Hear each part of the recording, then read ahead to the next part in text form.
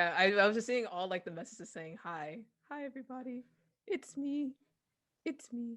Yes, my name is Lee Cree. I am a storyboard artist over at Marvel Studios. I also my life that I'm not sure if I should delve into. So if you guys want to like help me guide through my life journey, feel free to.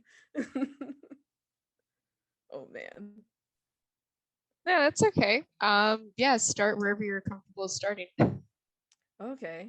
Well, I guess uh hmm how I got into animation, would that be like a good starting point of how I got interested in it and what made me want to pursue it? If people are interested to see that or hear that. Yes, I think that's a great way to start. Yeah. Okay. Well, where does this begin? The year is 1996. Pokemon had just recently came out in America. I'm joking. It didn't come out until like the later 2001 or something. Um, so how I got my start in animation, and by the way, if I start cutting out or I freeze, feel free to say so in the chat so that I know. But when I was little, I would draw a lot, and my mom jokes that I was born with like a pencil and sketch pad in my hand. And it was always something when I was a young kid that I always did, and I really didn't think about it in terms of like, do I want to pursue it professionally or not, until when I was 9 years old. My aunt was babysitting my sisters and me, and at the time we were very much into Pokemon, and there was this film festival in New York City called the Tribeca Film Festival, and they were showing this animated film called Brave Story, and my aunt thought it was Pokemon. um, it was not Pokemon. So, yeah, she brought us to this film thinking that it looks like Pokemon, therefore my kids will like it. And that film single handedly changed my entire life because it was the first time I had seen that was similar to me in the sense of like my family situation. So my parents have been divorced for as long as I could remember. And when I was a kid, there wasn't really a lot of like representation for that. Um, Back then, a lot of TV shows would portray kids who had divorced parents as like bullies or lost causes, or that they came from broken homes so that they were broken themselves. And it was just a representation on screen. But Brave Story was like the first ever piece of media that I've ever watched where the main character learns that his parents are separating, and then he's allowed to just go on an adventure. And through this adventure he sort of learns like tools to cope with his new reality, that his parents are separating, so his whole entire life is going to change. And in that moment in the theater I was like, I can be the protagonist too. Oh man. And so I felt so inspired that I started taking art a lot more seriously. I somehow got better at math because I specifically remember being bad at math at the time. Because I also grew up in Jersey City, New Jersey. So I am from the East Coast. And I wasn't I didn't have a lot of access to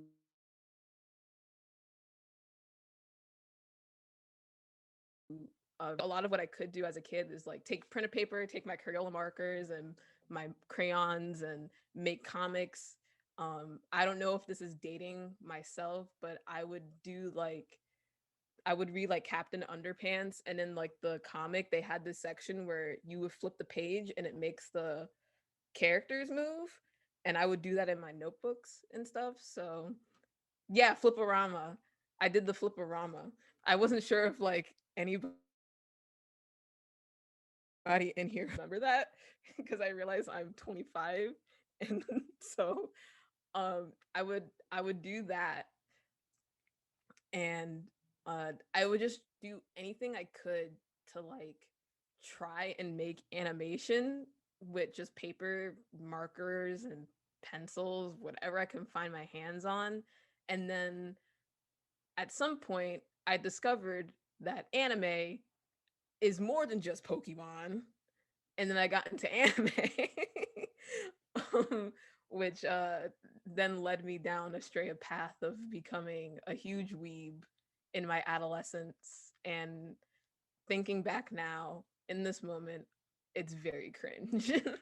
But yeah, that's pretty much how I got into um like art and animation, and wanted to pursue animation. Started when I was 9 years old, and I really haven't turned back or thought of second thoughts about it since. It's very been like a, this is the only way. I'm not gonna do anything else in my life but animate because I want to do that. So I've been lucky enough to have the opportunity to like go to art school and then thankfully find a job within animation. Otherwise, I would not be right here talking to all you guys. Yes, embrace your cringe. I just recently watched Turning Red, and it reminded me a lot about my middle school self. And I'm like, yeah, embrace your cringe, because we all have to go through that at some point. But yeah, that's pretty much how I got my start getting into drawing and all that stuff. But yeah. Yeah, what were the it's really cute how you like started. I feel like a lot of us started with like whether it's like Pokemon or a certain show or like all of them. Yeah. Feel like a lot of us can congregate around like a specific media. Uh but what was so I guess moving forward in your current story, uh what was what did you do leading up to graduating and finding a job? What was your Okay. story starting in the industry? Okay. This is a bit of it's a bit of a weird like a timeline, because my school required an internship in order to graduate. So I had my first ever like industry experience while I was still in college. Um, and I interned at Sesame Workshop, which is the studio responsible for the preschool show Sesame Street. Yes, the Sesame Street. Yes, I got to meet Elmo. I dressed as Elmo for a day. Don't worry. If you guys want me to tell that story, I will gladly tell that story down the line. We have 3 hours. Um um but I had an internship at Sesame Street in Elmo origin story. this, we'll save it for the Q&A, but it's a really nice heartwarming story. But yeah, I was an intern at Sesame Street, and then that was in my first that was in my first semester of senior year, because in high school, because I was so adamant about working in animation, I didn't have a social life, so I studied my ass off in order to get as much college credits as I could get during high school. So I was able to like skip a whole entire like semester to a full year by the time I got into college. So I was basically already a sophomore in college by the time I had already been enrolled in everything. And I didn't have to take the basic courses like English 1, Math 1, and that type of stuff. I got to do straight into animation. But yeah, so I was in my first semester of my senior year when I did that internship, and at that time and moment, that was when I learned like, oh man, this is so much more different than what my school was telling me to do. Um and I took every opportunity I could get to like build relationships within the studio and make friends within the studio, and get to learn more about the animation pipeline um, pertaining to like preschool, because it was a preschool studio. Basically, it was a preschool show. And yeah, after that, I had finished my internship. I went back to do my final semester. It was incredibly stressful. I don't remember much of it because I spend most of my days inside my studio space. So I really just remember sitting and animating almost every single day. Um, but yeah, I graduated, and I'm not sure if this is a too much of a down. I fell into like a very, very like deep slump right afterwards. And it was primarily because I had been so burnt out from like years of like working towards like getting into animation, and now that I finally had the degree to like be like, yes, hire me please, I just felt burnt out. um yes, burnout is real. And yeah, I was just like insane as a kid because I really just wanted to do animation so bad that I burnt myself out by like academically and artistically. So I had graduated, and um it was a very dark period after that where I had an emotional intervention with my family where they sat me down and they were like, "Hey, listen, like we know you want to do this and all this stuff, but maybe you should rest." And that was the moment when I realized that if I truly wanted to like keep doing this, I had to actively do things that might not be what I had pictured myself doing. So at that time and moment, I was just like, I'm gonna work at the Nickelodeons, the Disneys, and the Cartoon Networks, and all that stuff. And that wasn't the reality. I actually had started out doing working as a freelance 2D animator for like YouTube channels like Pencilmation. If anybody knows that channel where they make like short animations, I was hired on to do an episode. Um, and then I had did an indie pilot with a YouTuber by the name, I don't know if this is his YouTube name anymore, but his name was Skyward Wing at the time. I think it's Sir Skyward now, but he was really well known in the video game space of YouTube, primarily covering Kingdom Hearts and stuff. And he had wanted to make an animated pilot. And it was funny because my two of my college roommates had saw his post on Twitter and directed it to me. And then my older sister, who is a fan of his channel, found the Twitter post, and then she came to me about it. And I'm the type of person who's like, well, if this thing keeps presenting itself to me, maybe I should look into it.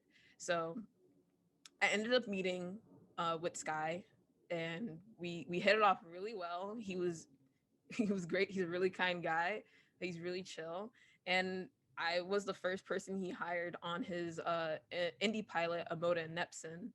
And through there, I got to meet my very first like friend who was in the industry, who at the time I believe was working at Cartoon Network.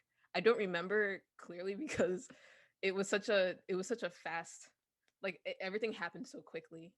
So, but yeah, through working on that indie pilot, I started meeting people within the industry, and they started to get to know me as well. But then also, through working on that pilot, I became inspired to like do my own stuff, like make my own projects and start posting them and sharing them online on Instagram, primarily Twitter. Is where I'm mostly active and stuff. On Instagram, you'll probably just see me post something and then post a picture of my younger sister doing something stupid. Um, but yeah, through that, I started to gain more, like, I guess I started to gain more exposure because of this YouTuber who happened to have a big following, who would then put my name out and all that stuff, and then people would find my work. But then also within the production of Amoda and Nepson, we had people who did work in the industry working on it, whether it was character designs, boards, or 2D animation, background designs. And we then developed a relationship through working on this production. And then eventually, towards the end of working on that short, I had planned to make my first trip to California, which is where I am currently at this moment, with my older sister, who also wanted to move to California. So yeah, it was a time. And then at the end of that California trip, that was July of 2019. So holy shit, that's gonna be like 3 years ago at this point. I apologize for cursing. And then that's when I applied to the Nick Artist program over at Nickelodeon, thinking that I wasn't gonna get it, but then I did get it.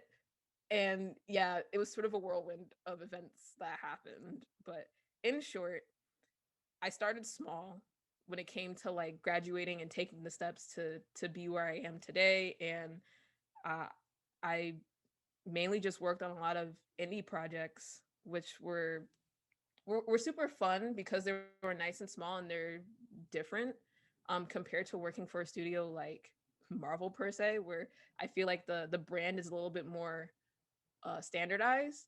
So the stories that we tell tend to kind of be the same and with little variations depending on what hero you're working with or what like IP you're working with, really. Um, but yeah, it started out with small indie productions on YouTube, built and then putting myself out there on Instagram and on Twitter and working up the courage to like talk to artists who I admire, whether it was like they're streaming one day and I go on their Twitch channel and I'm like, hey, you're really good at this. And they're like, hey, thanks. And then we build a relationship from there. It really just came down to building authentic, genuine relationships through whatever means I could because I was on the East Coast, whereas the industry I work in is primarily on the West Coast. So I hope that answered the question. Did I answer the question? I hope so. Yeah, no, I think you answered the question. I'm curious about your time at the Nick Artist program, and what was that process like, and finally getting it, and what was the program itself like? Oh man, hold on. I have to take a drink because this is a story in itself. Okay, guys. The process of being interviewed for the Nickelodeon Artist program is was the toughest and most extensive interview process I've ever been through my entire life. In total, I'm not even sure in total. I did approximately 10 to 12 interviews before I was selected to be one of the artists for the Nick Artist program. So, how it works is I applied at the end of July and I did not think I was going to get it because prior to that in college I constantly kept applying to the Nick internship program, which is totally different from the artist program. The artist program is more of like an apprenticeship and a trainee program, whereas the internship is strictly just interns. So I thought I wasn't gonna get it. Come early September, I was talking to a friend, the same friend who I was working on that YouTube independent short with Skyward Wing with, uh, shared shared phone numbers. They lived in Burbank, so I got a phone call and it said Burbank on it, so I had thought it was them. I pick up the phone and they're like, "Hello, is this Lee?" I was like, "Yes, this is she." And then the next following words were, "Hello, this is Nick. This is the Nick Artist program. We just wanted to call you to tell you that you've been selected to make it through the next round." And I start crying the moment I hear this. Like I just like immediately like, "What?" And then instant tears. Instant. So yeah, from there, um we set up the second meeting, which is the semifinals, and then I had to wait until like the end of the month to know what was going on or like whether or not I made it. So it was very like high strung and very anxiety inducing because you're kind of just like you do the interview and then you wait for like two weeks to 3 weeks to hear whether or not you get in or not. And it's very very very like stressful. At least for me it was very stressful. And I remember it was the night before New York Comic Con of that year, and I was at a mixer between Women in Animation and Disney TVA. And that night I had heard that like they had, called me and they were like, "You made it through the semifinals." And I was like, "Yes, I made it through the semifinals." It was riveting. Did they ask you any interview questions when they called? Yes, they did. So the first time they called me was just to set up the phone call interview. So when I did the phone call interview, it was very standard, like, oh, what's your experience and what kind of, like, it was very much like, oh, do you have any experience working in animation? Like, what was your experience in school like? What's your, like, very, very basic, like, what's your goals and stuff? So, but it was a 15-minute to 20-minute interview, so it was very short and sweet to the point. um it's very, it was like a very quick one. And then when I made it through that interview, then it was a video call with the managers, or like the people who run the whole entire program, and that one was a little bit more in depth, where they sat you down and they started asking like the hard-hitting questions. I remember one particular question that caught me off guard was, uh why do you think we should pick you to be selected for the Nick Artist program? Or like, what is a quality about yourself do you want us to remember when we're making our decisions for the next round?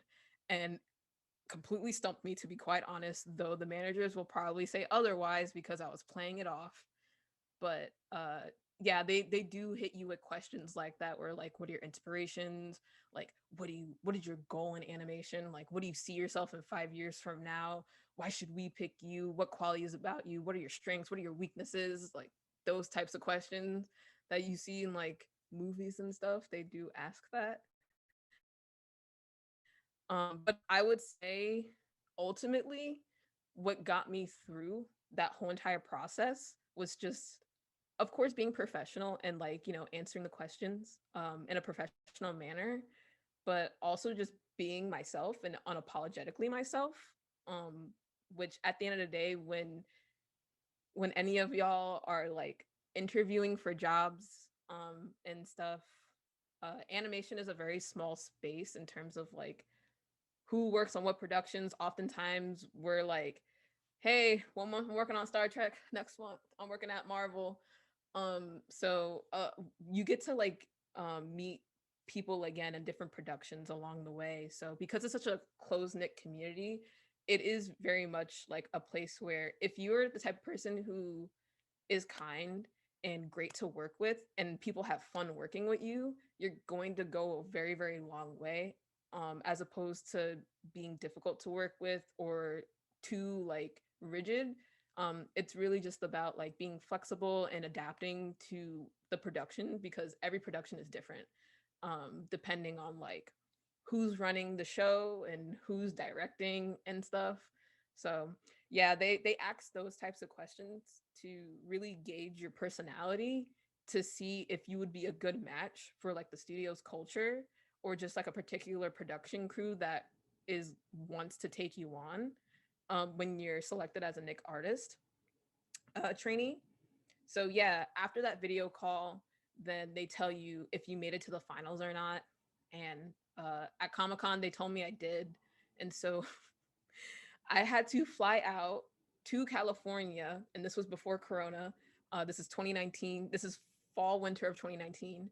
Um, so they flew me out to California. I stayed at a hotel where for 3 days straight, I did speed run panel interviews with a bunch of people within the studio, whether they were directors, board artists, character designers, executives. It was like speed dating, but just like for a job. And I would do like two to three interviews a day. So like in those 3 days, I did like at least 9 interviews, and it was quite extensive and quite uh stressful in a good way, but also like it's kind of nerve-wracking because you walk into a room and there's like a panel of 5 to 8 people who are sitting at this table, and you sit on the other side, and then they ask you all these questions about yourself, about the work that you submitted into your submission for the trainee program, and then like what are your inspirations, like your work experiences, or hypotheticals of like, oh, if you were to work with somebody who had no experience, how would you approach like helping them, that type of stuff. um yeah, it was incredibly intensive, and it was actually the day before Thanksgiving, I had I had just landed in New York, heading back home, and right before Thanksgiving, I got the call that I was selected, like, finally, after like 10 plus interviews. I was going to be a storyboard trainee at Nickelodeon. And again, the tears unleashed. I cried. My family cried with me, and it was amazing. um, but then I had to, in less than a month, uh move all my stuff from New York to here, California. And here I am now. But the second part of that question was, how was it like being in the artist program, if I'm recalling correctly? Yeah, Is that yeah. what you wanted to What know? was the program itself like once you got in? Yeah. Okay, so despite the interview process being like the most intensive thing you'll ever experience in your life, and basically living out a sports anime tournament arc is the best way I can describe it, is yeah. Also, I'm gonna need to rewatch this since I had to miss that. Oh no, that's okay, Evan. I talk a lot anyway. The program itself uh is quite the opposite from the from the interview process. It was really fun. It was really informative, and if anybody ever got the chance to do it, I would highly recommend it, because it's just, they truly just immerse you into like what it's like to be in a studio working. So when you start out as a Nick artist trainee, there are different types. So I was a board trainee, and there are generalist trainee who do like design and stuff, like design, backgrounds, props. And they recently just added the CG bracket. So now there's like three possible categories you can apply for.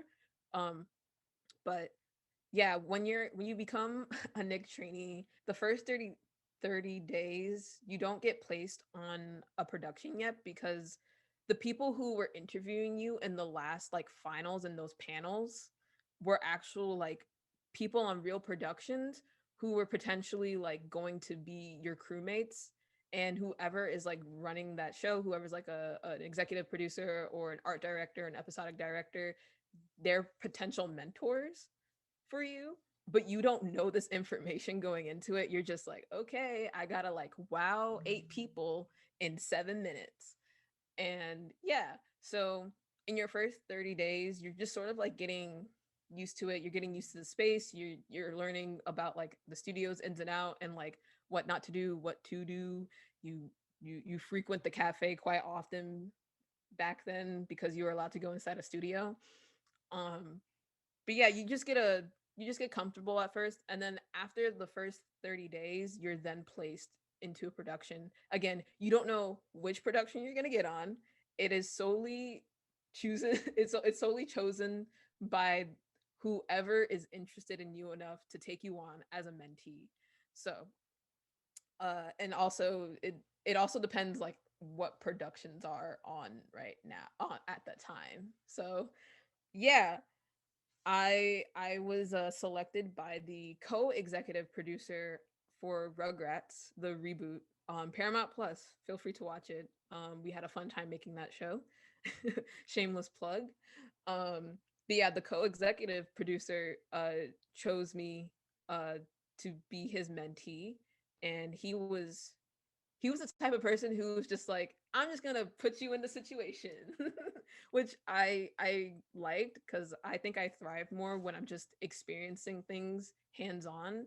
So I made it a point to like really talk to the storyboard artist a lot and learn from them, and like do what, like do what I can to like absorb as much information as possible. But um, yeah, at the end of the day, it became, being a trainee was basically just training me to become a storyboard revisionist. So a lot of my work on Rugrats was just doing a lot of revisionist jobs, like punching up acting or assisting. I would often assist board artists if they needed to like hand something on time and they just had like a lot of boards and they couldn't do it by themselves. I got to actually storyboard a short for them, which is what I wanted to show you guys today because it's already been out there. But I've been having tech issues all day, unfortunately, so I can't show that. But if you want to see the short, it's on YouTube. I think it's called Night Howl, if I remember correctly. It's the one with Tommy and Spike, and they're sneaking out at night to go see the moon. But yeah, I got to storyboard that. That was my first ever like solo storyboard project I got to do on the show. Um yeah, and on top of that, of like them training me to be a storyboard revisionist, I was also doing stuff for the program. So I don't know if many people know this, but the Nick Artist program have an Instagram where they basically promote the trainees of that year, and each trainee does their own special little thing uh weekly. Like one day out of the week is a different artist. So when I was there, I made a comic called The Unbeaten Path. And it was basically about all the weird moments in my life that I thought didn't make any sense, or like didn't it didn't really, I don't know how to explain it. It didn't make sense in the moment, but it taught me something later down the road that I needed. So a lot of it was like, oh, what inspired me to like work in animation, or getting my very first like telescope and thinking that there was a alien on the moon, but my eyelash got caught in the lens and it looked like a tentacle. So it's like stories like that where they don't make sense in the long run, but they're fond memories of me being imaginative. And yeah, some of them are like hard thing. Like I wanted to go to Cal Arts, but my family couldn't afford to go to Cal Arts.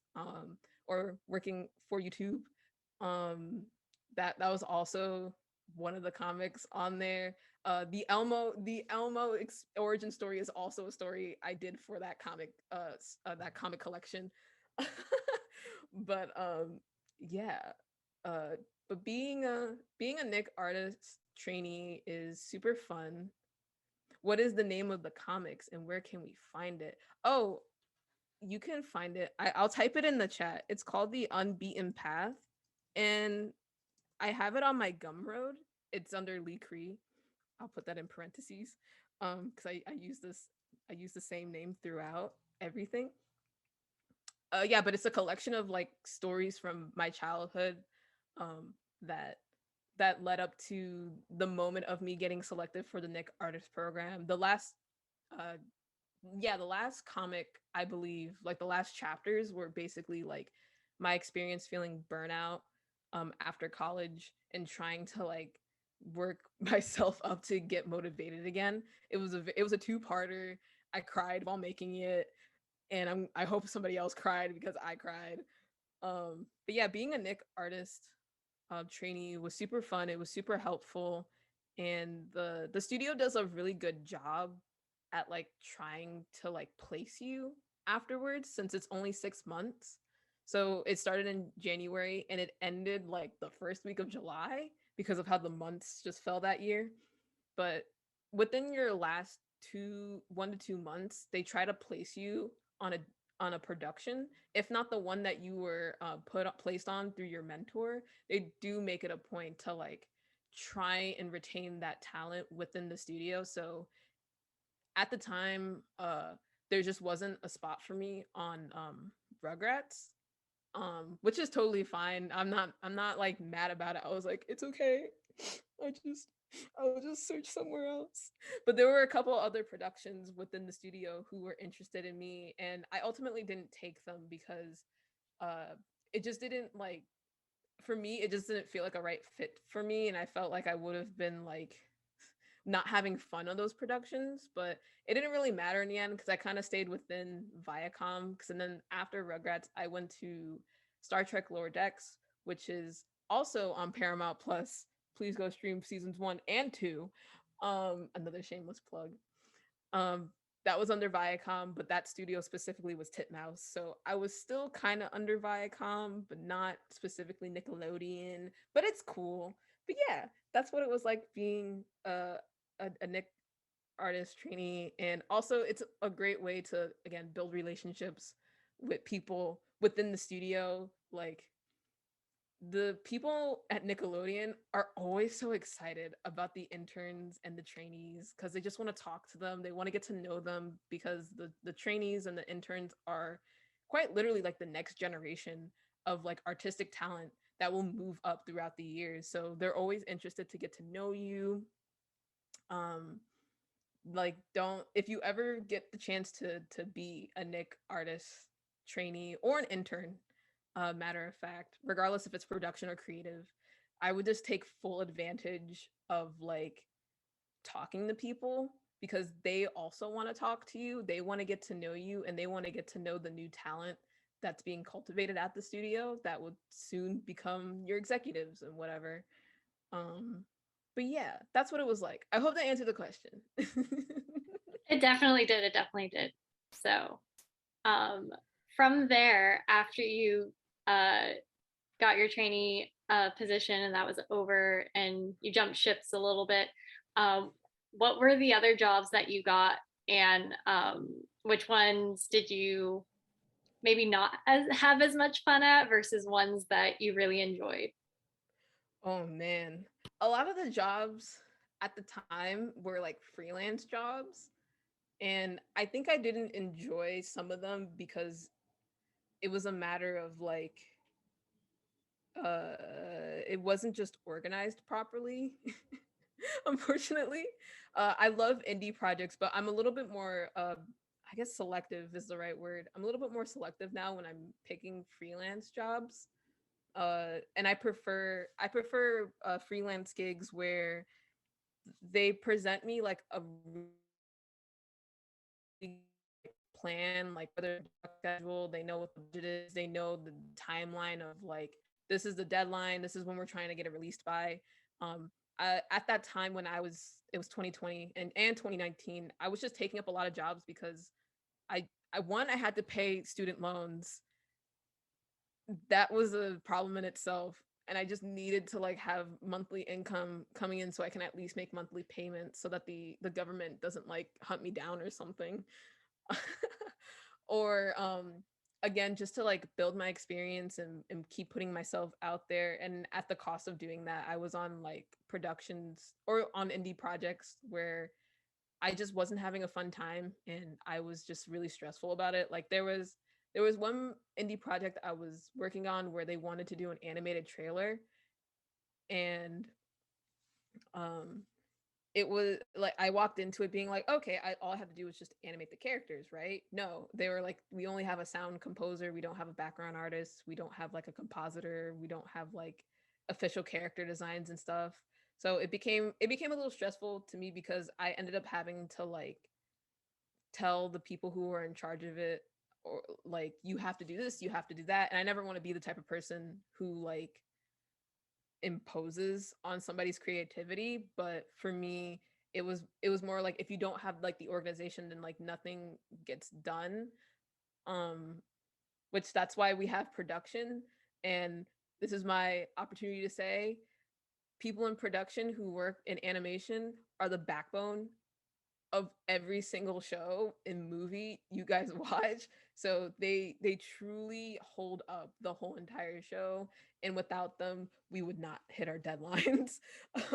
So deeply appreciate people in production and what they do. If anything, also get the chance, if you ever get the chance to like talk to somebody who works at a production manager, a PA, a coordinator, a line producer, like pick their brains as well, because if you know that information, it will also help you on the creative side so that you are more mindful about uh what you do creatively on a production. Because as a storyboard artist, uh I do what I can to just like think about, okay, if this character has this prop, I have to think about like how many times it has to turn and how would that translate and how much work would that give the prop designer, or like if I keep cutting and cutting and cutting to new backgrounds, how will that affect the background artists? Like it's all about like thinking about the next person and being considerate and empathetic about what the next person will do with your work once you hand it off. So yeah, that's mainly the reason why I didn't enjoy some projects that I did. Um because it was just organization wise, it was just stressful, and I was often the person who had to lead the people in charge, or like inform the people in charge how things like should be working, so that nobody felt burnt out, or that like work just gets handed in general. I guess that's what like a showrunner or something does, but I it was stressful, I'll just say that. But in terms of like any other jobs, I don't think I've in studio, I don't think I've ever had a job yet where I was like, I don't like it. It makes me tired. I've been lucky enough to be on productions where I enjoy the crew, great people, and I enjoy the shows I work on. Probably the hardest show I worked on is Critical Role, Legend of Vox Machina, but it was difficult in a good way where it pushed my limits. And I don't regret working on that show, even though it was a very intense show to work on. But yeah, I hope that answered the question. It did. You're doing great. I'm a lot of information. Um, so I know there is some stuff that's probably NDA, but could you talk about some of the more current productions that you've been on? Yeah, well, I already talked about Rugrats. That was like a childhood, like full circle, because I watched Rugrats as a kid, and my mom named me after Cree Summer, so it was very full circle for me. Okay, That I place, was like, low key wondering about that. yes, yes, it is true. My mom named me after Cree Summer, not because of Rugrats, but because of when my mom's favorite show, what's it called? A Different World, that she watched. She loved Cree Summer. She loved her name, so she named me after her. So, uh, so it was very like surreal to work on a show where one, you're named after the one of the most well-known voice actresses in animation, but two, you get to work with her. I never got a chance to meet her. In fact, that was the one thing I had requested while I was a Nick trainee to the co-executive producer, my mentor. I was like, if it's possible, I want to go into a voice recording with Cree Summer so that I can. I just want to meet her and thank her for like voicing all the little black girls in animation, because that was me growing up. Like she was like it for me, and my mom named me after her, and I thought it would be really funny if I would like text my mom later and tell her that like I met Cree Summer, and she's gonna be like, oh my god, Cree Summer. um but yeah, oh my goodness, Rugrats was truly just like a childhood dream come true. I never knew I wanted, because we got to, I don't know, I'm trying to think. Okay, yeah, that episode did come out. I was like, did that episode come out? Like the first episode I got to work on was the pilot, where they have like the Jurassic Park references.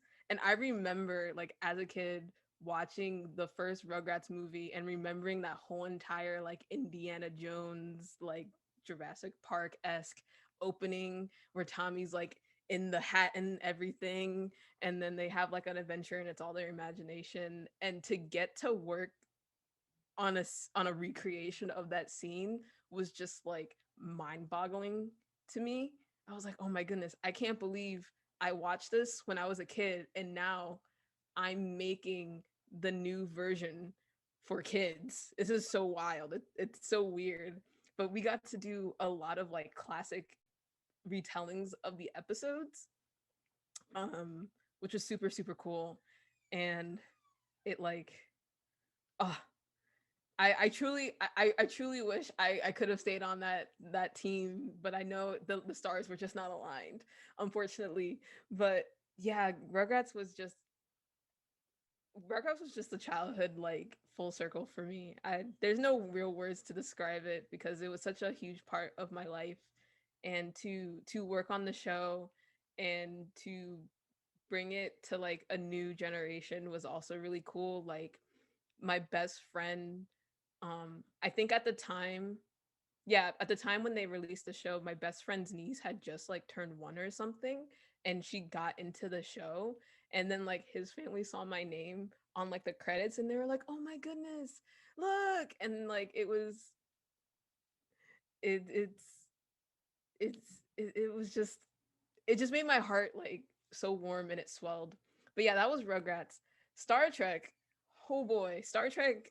Uh, so I worked on Star Trek Lower Decks, not Star Trek Prodigy, two different shows. I'm the adult version. Prodigy's the kids show. Well, it's not really a kid show. It has mature themes, but Lower Decks was strictly like adult comedy. But Lower Decks was also one of those weird, like, I didn't know this would be like a childhood like fulfillment full circle thing. So my parents were nerds. They let me watch DC, Marvel, Star Trek, Star Wars. So yeah, my mom is a huge Trekkie. She loves Star Trek. In fact, her and my stepdad, they watch Star Trek every single Saturday at like 9 or 10 p.m. every single week on TV. They're like huge fans of the show. Yes, fellow parent Trekkies. But also Star Trek is also one of those shows where like it, again, for me as somebody who is like multiracial, if you couldn't tell, it was the very first show that like had an interracial kiss on screen, and both of my parents were products of interracial relationships, and it wasn't too long that when they were born, having interracial relationships were like looked down upon. So it was such a big thing for them to like see themselves in that manner. And then like mine, here I am, very mixed person, and getting to work on a show like Star Trek that made that first step of like bringing diversity and inclusivity through like interracial like relationships, which was super super great. And that was probably why, I think that's why I got the job, because I got interviewed for it. I didn't test for it. They interviewed me, which was super cool. And at the time I didn't know you could just be interviewed for it. I thought you would get tested for shows, but I guess every production is different. um but yeah, Star Trek was one of those shows where when I told my parents that I'd be working on a Star Trek show, they were just over the moon about it, and it made them so happy that like it was it was just super fun. I did sneak my mom into the show though. I didn't think she would make it all the way through, but she made it all the way through. So I'm super excited for people to find my mom in the show now, and she was super happy to learn that she's now canonically a character in the Star Trek universe. That was her birthday. That was her birthday gift that year.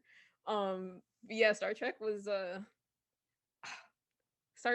Lower Decks probably has to be like the most the most like tight knit team I've ever worked on in my whole entire life. That was a well oiled machine. Everybody knew what they needed to do. We rarely ever had like super big like obstacles and hiccups in the production, but it was probably because a lot of the people on the show were like just very very experienced. So that's what I loved the most about Star Trek Lower Decks, was that because so many people on that show was experienced, for someone like me who worked on the show as a revisionist, it was just like I can pick anybody's brain. Oh man, like, and they would be willing to teach me, and they were willing to like share things with me and help me along the way. And eventually at some point I got so good at revising that they allowed me to do pages, aka boards, for one of the episodes, and I was like, "Oh my god, oh my goodness, can I do this? Can I do this?" And I could do it because they trained me in that time and moment. So that was the great thing about Star Trek Lower Decks, is that they actually took the time to like train me to not only be like a really good revisionist, but they also gave me the opportunity to do freelance boards for them, and for them that helped gauge whether or not I was ready to do boards or not. By the time that had happened though, I Marvel had already reached out to me, and I was just like, Marvel? Star Trek? Which one do I take? But also, I didn't know if we were going to get picked up for another season at that time as well. It was sort of like, we don't know. Unfortunately, that's the downside to working in animation, is that you don't necessarily know whether or not your show is going to keep going. So prior to your end date, you kind of have to like look for the next thing about like 2 to 3 months beforehand, just so that you're not like in a period of time where you're unemployed. Um, and you're not unemployed during a time where like there are no productions hiring. So it's a lot of like, you have to plan ahead a lot when it comes to working in animation. But yeah, I loved Star Trek lower decks. I love them. I love my lower deckers. Um, Forever we'll have beef with the upper deckers, aka Prodigy. No, it's all fun, but I loved that. I loved that crew. A well-oiled machine. It was so great. Critical Role.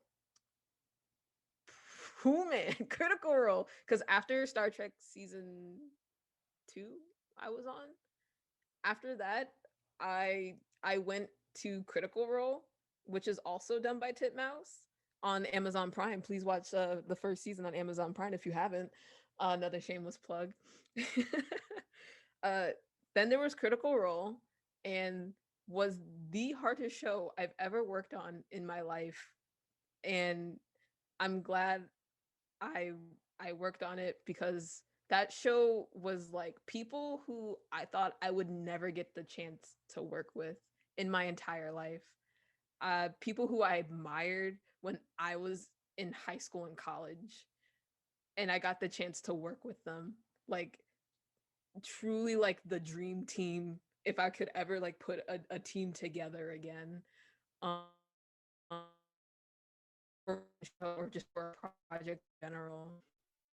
That was probably like, oh my goodness, the universes and parallel universes and multiverses all aligned for Critical Role to like be birthed. But that was also a very difficult show to work on. I was a revisionist for that show. I did get to do some freelance boards. In fact, that's how they like tested me and interviewed me, was through freelance boards, which we can talk about if that's something people are interested in.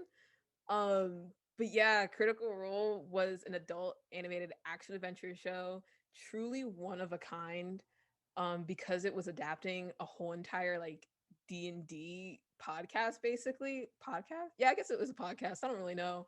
I walked into that show knowing nothing about D&D. I didn't know anybody.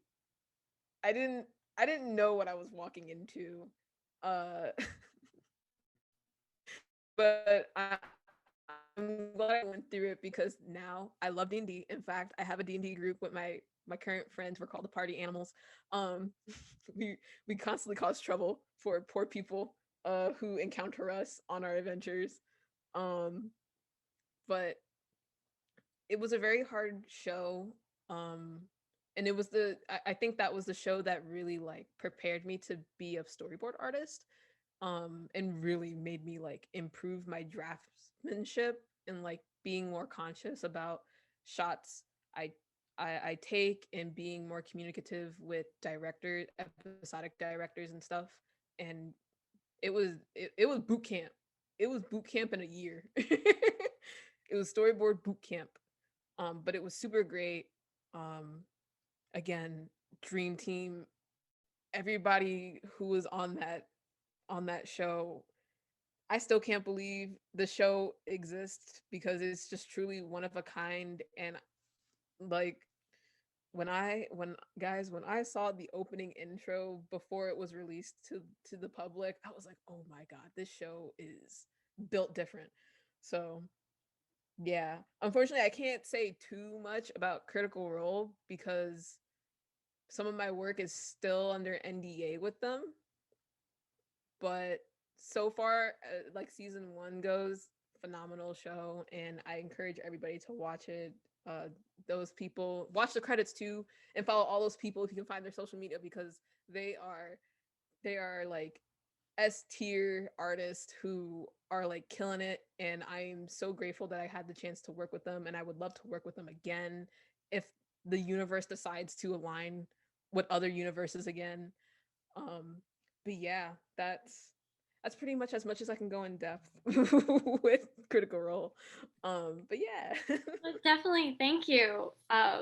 So you mentioned it before about like testing or sort Oh of yeah. testing, but like also how was the transition between being a revisionist and a full-blown storyboard artist, and what are the major differences and challenges that you had for both? Oh man. The main differences between being a revisionist and a storyboard artist. A revisionist, I think the biggest difference is like how my workday has changed. So I'm currently a storyboard artist over at Marvel, and this is actually my first time being a full-time storyboard artist. I've done freelance boards before, but this is my first time ever doing like to 9 to 6. So my work day has drastically changed from when I was a revisionist. Um, as a revisionist, it was more about being on call for the directors, and they would hand you notes and just like sit down with you and talk it through with you, and then you just hit the notes and you hand it in. So as you get better and better at revising, you often have like more time on your hands. So by the time I had like I think by the time I was done with Critical Role. Um, I was good enough to a point where like I can finish like a set of like assignments in less than like half a day. And so the other half of my day was just spent elsewhere, whether it be like freelance or like personal projects or stuff, or just being on call to make sure that like directors like needed help with any sort of revisions and stuff. Which is probably why they started giving me freelance boards on me just I didn't have anything to do. Um, but that's probably the biggest difference is that as a revisionist, your workday is more about being on call, and then as a storyboard artist, you're a little bit more active about like making boards. So you're like thumbnailing, you're roughing it out, you're testing things out, you're in contact with your director, like hey, pitching ideas to them, like hey, would this work? Would this work? Would this work? So it's a little bit more about like sort of like being at your desk and doing like I gotta do this, I gotta do that. Um, and just really trying to figure out like how to like really put this sequence of words into images. Um, yeah, the workload is also vastly different from being a revisionist and a board artist. As a revisionist, I would just get a couple assignments, but as a board artist, you're just given pages.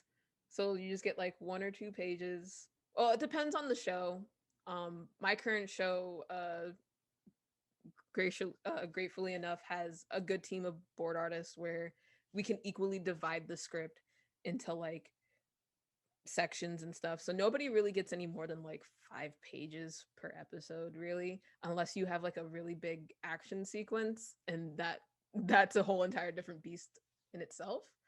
Um, but yeah, the workload is a lot more as a board artist. It's definitely more about volume than like quality, I'll say.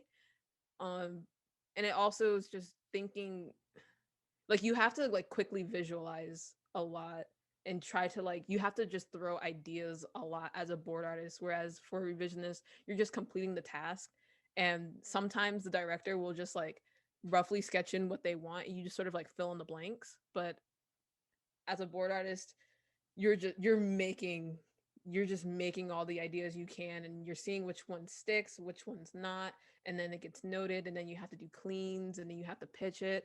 Oh my god, pitching's another thing. You don't pitch as a revisionist, you just like hand in your work. But yeah, the transition to a board artist was according to some friends was a long one. And I agree with them. I don't think anybody should be a revisionist for more than like a year and a half. I was a revisionist for like 2 years. So I think that's more than enough time to like get a bearing of what it's like to storyboard on a show or just work on a production in general. Um, and you know, if you feel like I would say like after like a year of being a revisionist, you should start asking like, hey, like if there are any like pages that need to be done and you're thinking about freelancing somebody, like my door is open. That's also an important thing. If you want to be a storyboard artist and you start out as a revisionist, communicate with your director or communicate with your team in general. Like, hey, if you ever need anybody to do freelance boards, I am open. I want to do more because they won't know. They're not mind readers. Um, so if you openly communicate with that to them, then they'll be like, noted. Let's next time when we have an episode and there are pages that are left for freelance, you'll be the first person that they think of when they're thinking about who to freelance to. And since you are already on the production, they know you, they know how you work, you already know the show and the characters, you're a more you're a more favorable candidate than like just somebody outside of the studio who they might not know already. So there's that. What was the other part of that question? I forgot. Testing. Oh, testing. Okay, so testing. The testing is very interesting in the industry. Uh, I've done storyboard tests, I've done interviews, and then a newer type of testing I've experienced, which was through Critical Role, is freelance boards. So I'm pretty sure at this point, all of you have heard about the process of testing where you're contacted through somebody at a studio on a production. They're looking to hire, and they say, "Hey, would you be interested or available to do a test for this production?" Blah blah blah blah blah. You sign the NDA, and then you do the test. I've done that. um, I've done in my whole entire so far. I've done 3 to 4 storyboard tests.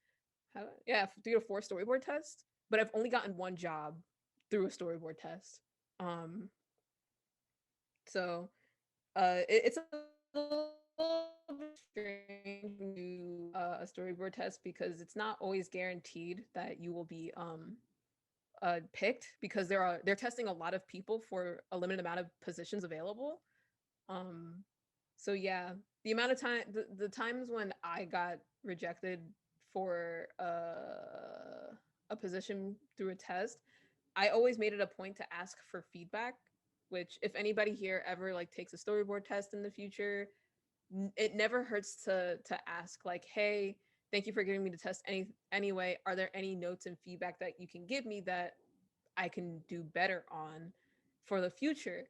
And for some people on the other side of that message, it looks like you are enthusiastic and wanting to learn and to improve. So it never hurts to ask for feedback because who knows, by doing that you probably like somehow wormed your way into their mind for like potentials in the future, you know? But yeah, I've never like gotten a job through a storyboard test. And the one time I got the job offer, I declined it because it wasn't a show I was like excited for. Um so yeah. And then there's the interview, which in my experience, I get interviewed a lot more for jobs than I do for testing, which I'm fine with because I'm comfortable in interviews and I don't really feel that pressured to do it. It's more about like I'm getting to know you, you're getting to know me, and that's just it. So for Star Trek, that was the case. Uh, obviously for Rugrats, that was the case because I went through like 10 plus interviews. And then for actually also for my current job at Marvel, I didn't test for it. It was a series of interviews as well. Not as much as Nickelodeon, thankfully, but it was also a series of interviews. And then that's how I'm here right now. But Critical Role was the one experience where they tested me and interviewed me through freelance boards just to get an idea of uh, if my sensibilities matched with theirs, like storyboard wise, because they had known that like I liked anime, I liked this, I liked that. I was already within the company. My supervisor director had recommended me to them. and they just wanted to get a sense of like whether or not I could keep up with the work level that they were doing for Critical Role. And so yeah, they gave me a section of an episode. I boarded it, and then I want to say it was after the first pitch. Yeah, it was after the first rough pitch. I did it for them for freelance boards. They offered me the revisionist job for Critical Role that next year or like that next month or something. And I was like, "What? This was a test all along? You tested me without telling me?" So it was it was super interesting. But that was like the one time I've ever been tested through freelance boards. And I also got paid for those freelance boards because not every storyboard test, traditionally, what they do now, are paid. And it's a lot of time and effort that people put into that doesn't have a 100% guarantee that you'll be hired in the end. So, if possible, like it'd be great if like anybody here who's trying to get into animation and all that stuff, if you can find tests that are more like freelance boards, that's also a great way to like test whether or not you can work on the show, and they can get a gauge of your sensibilities. Also, you're getting paid for it, so you're not like, you don't feel like the disparity of like you put all this work into this test that you don't even know you're going to get the job, and you're not getting paid for your time and effort for it. So I prefer that way. Some people prefer it the other way, but I personally think that people should be paid for their hard work and their effort. Because what we do is a skill, and it's not a skill that we're just like born with. We train for it, we practice it, we hone it, and so that should be rightfully compensated for. So yeah, that's pretty much my experience with testing and stuff. I only got one job through a traditional storyboard test, and even then I declined it. But most of my are through interviews now, which I don't know if that means I'm like experienced enough to just do that, or maybe I'm just lucky that I keep getting interviews and not tests. I hope that answered the question. It did. Don't worry. You're doing great. Do you have any tips for students who are currently in school or are soon to graduate about, what they should focus on, or, especially people who want to be storyboard artists, what they should do once they graduate? Ooh, any tips? Okay, I have to think back on what I should have done. My first tip: once you graduate, take a break. um Mainly because not everybody might feel this way, but going through 4 years and plus years before that through like primary schooling to like get to a point to graduate can really severely burn you out. So when you first graduate, take a break and take a breather. It is also okay to like recuperate, because I know the feeling of like you graduate and you trying to get to the next thing, but you're just too tired. You're not motivated the same way because you spent 16 plus years of your life doing this. But yes, my first tip: take a break and recollect yourself. Step two. Um, oh man, step two. What would be step two? Um, I'm thinking back to myself. What I did. After you recuperate, step two is, I would probably say, try and find small avenues to like gain experience and exposure, whether that be through like zines or through indie pilots or indie productions or small projects on YouTube or online in general. Sorry, I had the burp. uh, Find small ways to get into the industry in that way and build relationships.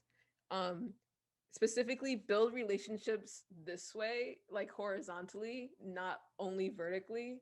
So when I mean vertically, I'm a storyboard artist and an executive is like severely like hiring position from me, that's like a vertical relationship. But if I'm a board artist and I'm befriending another board artist, we're on the same like job level. That's horizontally. So like the people who you are like within your school in this call right now who are also aspiring, build relationships with those people, because when you guys band together, you guys can lift each other up in immense ways. I don't know how to like else to explain that. Yeah, like when you're building relationships, it's good to have like the vertical ones that you're like directors and executives and all that stuff, the ones with like power. But don't forget to make relationships with your fellow board artists, your fellow production people, your fellow designers, voice actors. Like they are just as much as important a part of the pipeline as your directors, your executive producers, your showrunners, and everything. And again, when you guys work together, you guys can lift each other up.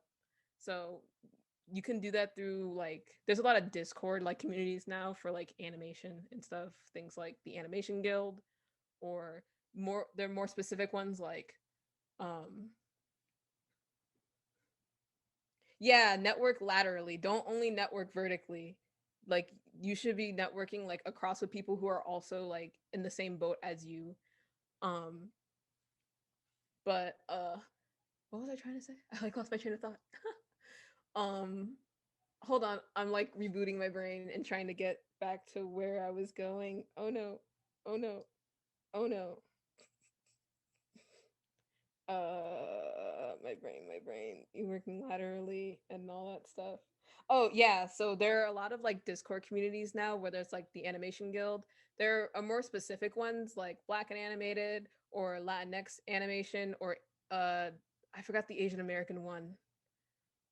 Is it Asian animation? I forget what it's called, but there are like there are also specific communities within the animation industry that you can also build relationships with and talk to people there. There are industry professionals in there as well who can offer you critiques and all that stuff. And who's to say that if you do that, if you like go in there regularly enough to like show your work and get critique, they probably would consider you for like an industry job.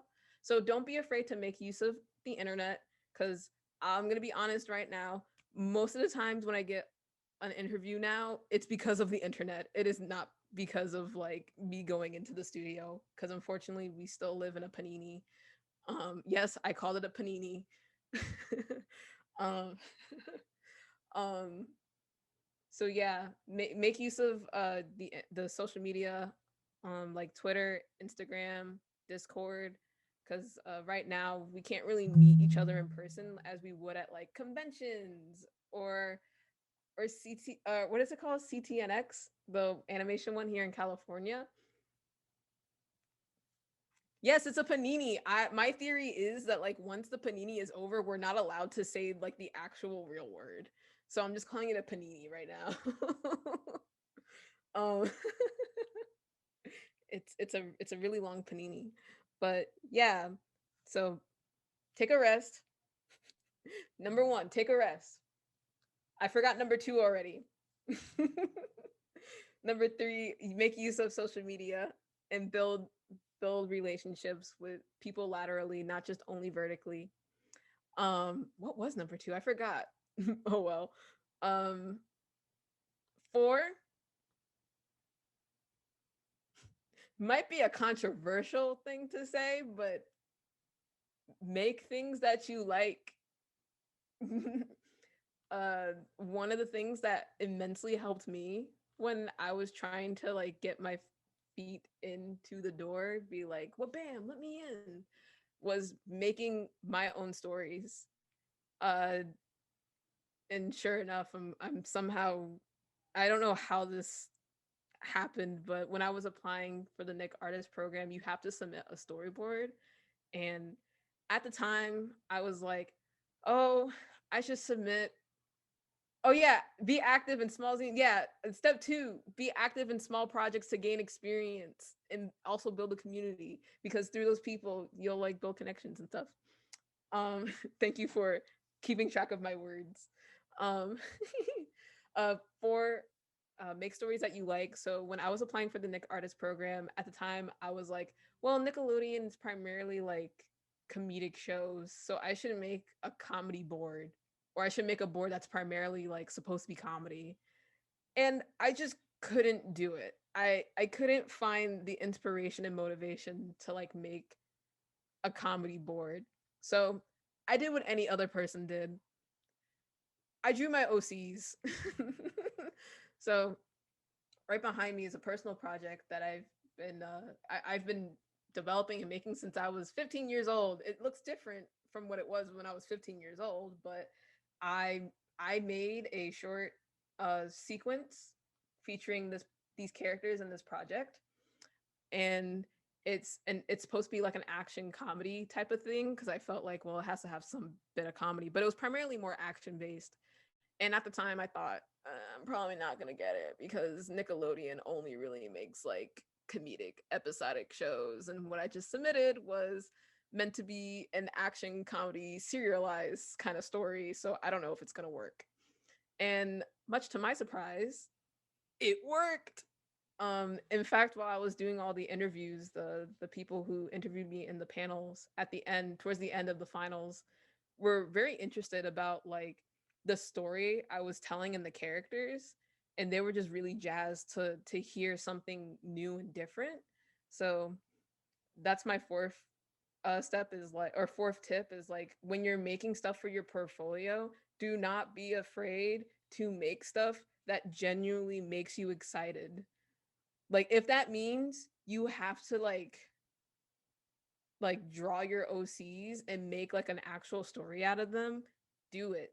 Don't be afraid to do it because there are plenty of our jobs in general is about adapting to like different productions. So anybody at this point, if you're like trying to get into animation, anybody can draw SpongeBob. But we want to see what you bring to the table. We want to see what your special like take on things are. So don't be afraid again to be unapologetically you in that sense. So in your portfolio, don't be afraid to put stuff that makes you happy, the stories that you want to tell, that you would love to see on TV. Cause again, uh I joke about this, but my job is literally to draw fan art for like these big studios of characters that have existed for like longer than I have been existing on this planet Earth. So if that's already like my day job, then why not like, make your own stories? Because a lot of people would be interested to see what your unique voice is. So yeah, one, be kind. Two, start out with small indie projects or small zines and stuff. Three, make use of social media, Twitter, Instagram, Discord, communities if you can. Four, um,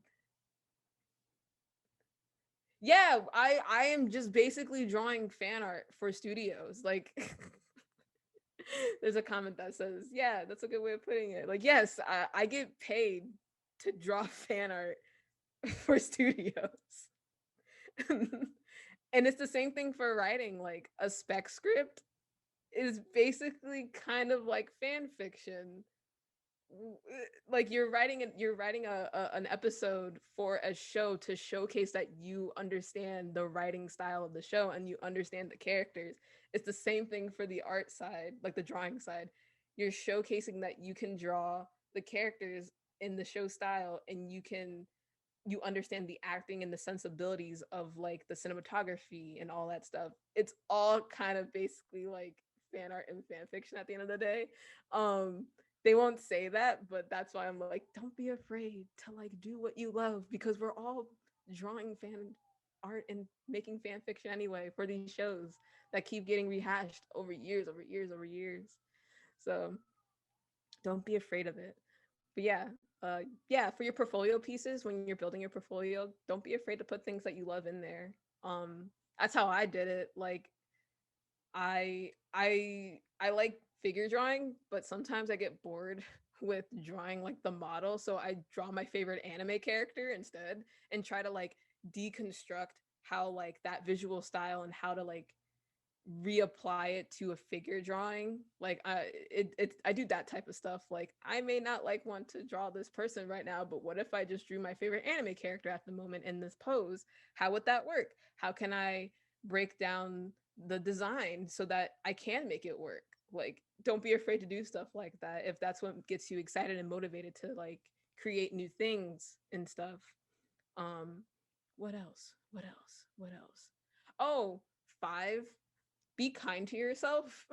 Like I know how hard it is to break in to animation, and be kind to yourself and don't try and put a mandate on yourself in terms of like I have to break in by the end of this year. I mean, it's not a bad idea, but I'm personally the type of person who's like, if you put mandates on yourself and you don't meet them, you start inwardly thinking about yourself and you start getting sort of like down on yourself for not making it. It's great to have goals, but don't make them like concrete like deadlines and mandates. View them more as like stretch goals. Like, oh, if I get one test, that's a stretch goal. And if it doesn't work out, that just means I have to meet the next stretch goal. But I still met the previous stretch goal. That's how I usually view my life basically. I don't think of deadlines and mandates. I think of like I'm just getting to the next step in this long staircase known as life. And yeah, be kind to yourself and don't be too hard on yourself when it comes to like you not getting the job or you not hearing back. A lot of what leads into being hired into a show is a lot of right timing, right fit, the right fit mainly, and just like there's so many factors that you don't know that goes into being hired that you can't take it personally. Sometimes it truly is just like not the right time and right place. Other times your personality probably just doesn't work well with the productions or the people who work on the production, or like sometimes the project just falls through ultimately. So don't be hard on yourself. And if you ever like receive rejections, don't take it personally. There are so many more factors to why it's a no than you being a bad artist. It is oftentimes just things out of your control that you can't really change. But if anything, as long as you keep that positive attitude and again, be kind to yourself and allow yourself to, feel in that moment, man, I really wanted that job. But then, pick yourself up again and be like, I may have not gotten it, but at least I got a bite in the first place. So yeah, be kind to yourself. And also, my last one is what I always tell people for storyboard people is strong fundamentals. Yes, foundation skills. The only reason why I'm like here right now at Marvel is because of my foundation skills. I don't think I would have gotten that far if I had bad foundation skills. So that's your figure drawing, perspective, cinematography, staging, acting. Yeah. Although I'm pretty sure everybody here has taken like they're plentiful of figure drawing classes at this point. But always brush up on your fundamental and foundational skills.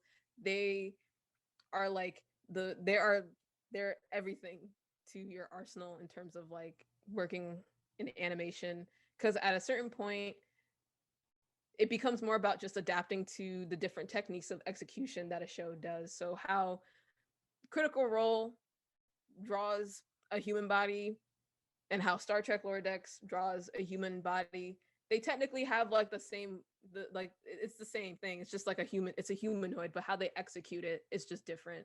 So if you have those strong foundation skills, you can adapt very easily to different styles, which is a very good trait as a storyboard artist in general, is being versatile and being able to adapt to any type of production's visual style or production pipeline. So just be able to be adaptable and versatile. And by doing that, you also will go a very long way. But in order to do that, you need to have very strong foundational and fundamental drawing skills to really just apply that at will and keep that constant, like keep the constant mentality of of a student in the sense of there's always an opportunity to learn. Like the moment you stop thinking that you don't have anything more to learn is sort of the moment where you stop growing. So as long as you continuously have that mentality of like, there's more I can learn, there's more I can improve in a positive way, not an unhealthy way, then you will go far into the industry. So yeah. Yeah, I think those are all the tips I would say, because I didn't do any of those when I was starting out, and I wish I did. Amazing. Thank you so much.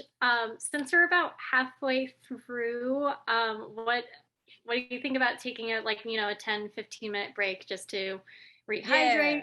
your legs, I mean, I'm standing right now, so Fair, fair. I will take a drink. Also, there are some Q&A questions here. I didn't know if we were gonna get to them. Yeah, we'll definitely get to them like probably in this second half.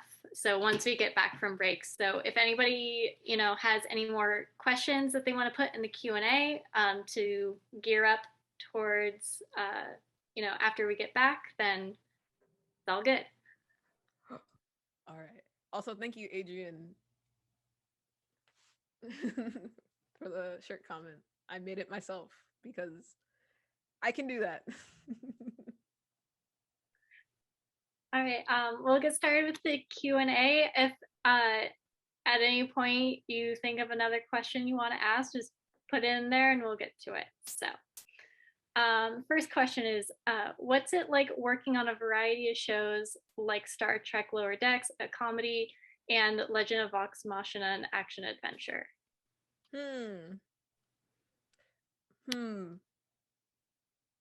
I think the biggest thing is just how they're staged differently.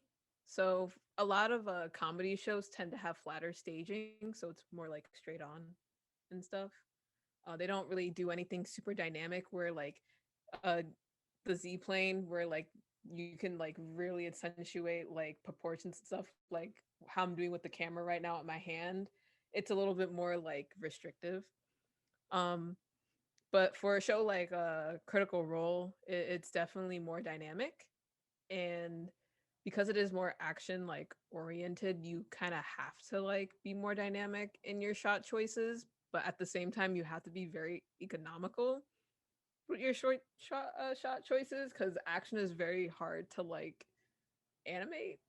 But if anything, yeah, I think it's great to work on shows that are like very different from each other, because you get to like train new muscles um that you probably wouldn't have done before. So as I stated before, like comedy isn't just something I was really good at, but working on Rugrats and Star Trek Lower Decks was really helpful into like helping me learn how to do comedy. So now working over at Marvel, I'm a little bit more comfortable when a director gives me a comedic scene. I know now what to do and how to like execute it. Whereas before, I think I would have been more a little bit more comfortable if it were like action and stuff, because I'm willing to like play with the camera and angles and the composition and everything. But comedy was just always harder for me. So yeah, the biggest difference is just like comedy tends to be a little bit more straightforward and flat staging, and then action shows tend to be like you're allowed to play up a little bit more with like how dynamic the shots can be, how you can play with the lens and depth of field of it, and crazy compositions if you so choose to do. But yeah, that's the biggest difference between the two. Great, thank you. The next question is, how do you consistently practice animating and drawing at night without risk of burnout, since you work creatively, but you also work on creative projects outside of your job? How do I consistently practice?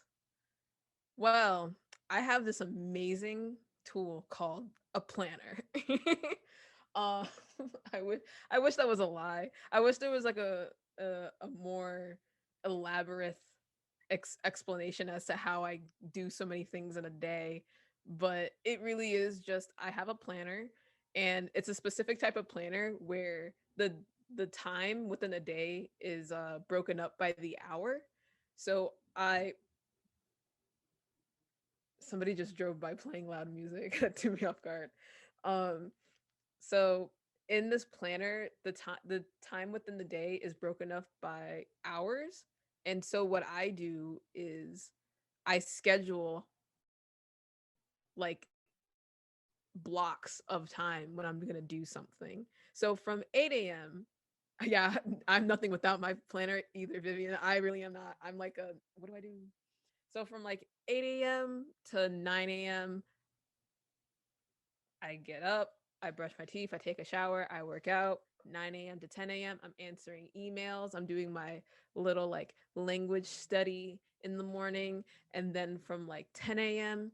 to noon, that's block of time is for me to like get any work done that's a little bit more minor notes so that the chunk of my day after lunch is dedicated to tackling more in-depth and heavy notes or assignments and stuff. um and then within that, I also plan out what projects I do outside of work.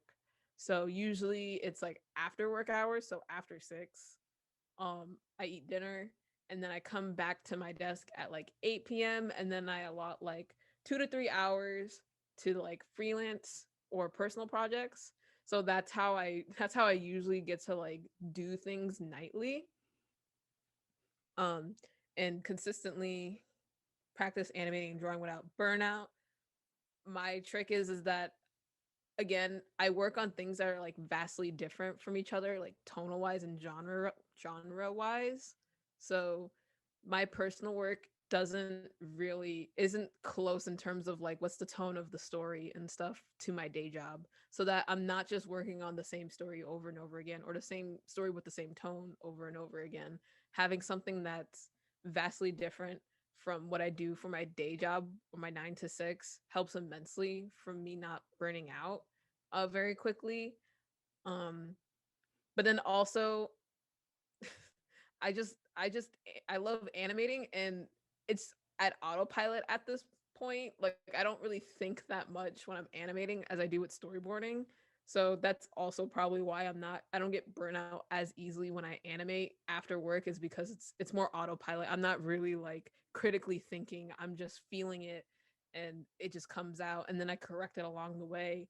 And then I put it away for the night, and then I look at it again and then make more corrections and keep it going. So yeah, that's pretty much how I go about it. My planner is my savior, basically. Without it, I wouldn't be able to get anything done. That's very valid. If I don't structure my day, it might as well not exist. Yeah, like what is existing? No. Okay, next question is best and favorite animation or drawing exercises for practice and growth. Ooh. My favorite ones are the ones where they're very simple exercises, like a head turn, a walk cycle, a run cycle, or my real world personal favorite is a person walks into a room and sits in a chair, because I personally like acting when it comes to animating, and there are so many acting choices that you can make for a character that portray their personality just through the action alone, of how like they enter the room. Are they the type of person who like holds the door for somebody before they enter, or the type of person when they sit on the chair, do they just sit down, or do they like turn the chair like the opposite way and they sit like this, or are they a person who sits like this in a chair?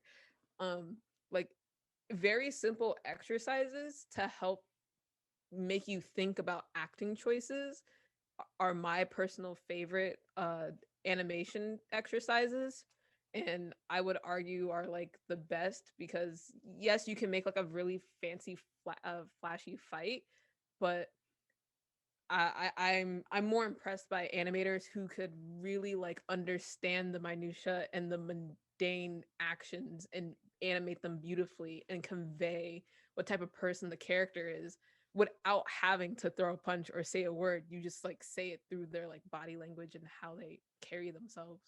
So yeah, simple exercises that test your abilities of how you can change acting for a character are my personal favorites. Cool, thank you. This next question, your best tutorial for OpenTunes? Do you work with OpenTunes or? Oh, I do, Okay. but not specifically for like frame to frame animation. I strictly use it just for like a cleanup or coloring. But in order to get to learn the interface a little bit more, there was this person on YouTube called Dong Dong Chang, Dong Chang. He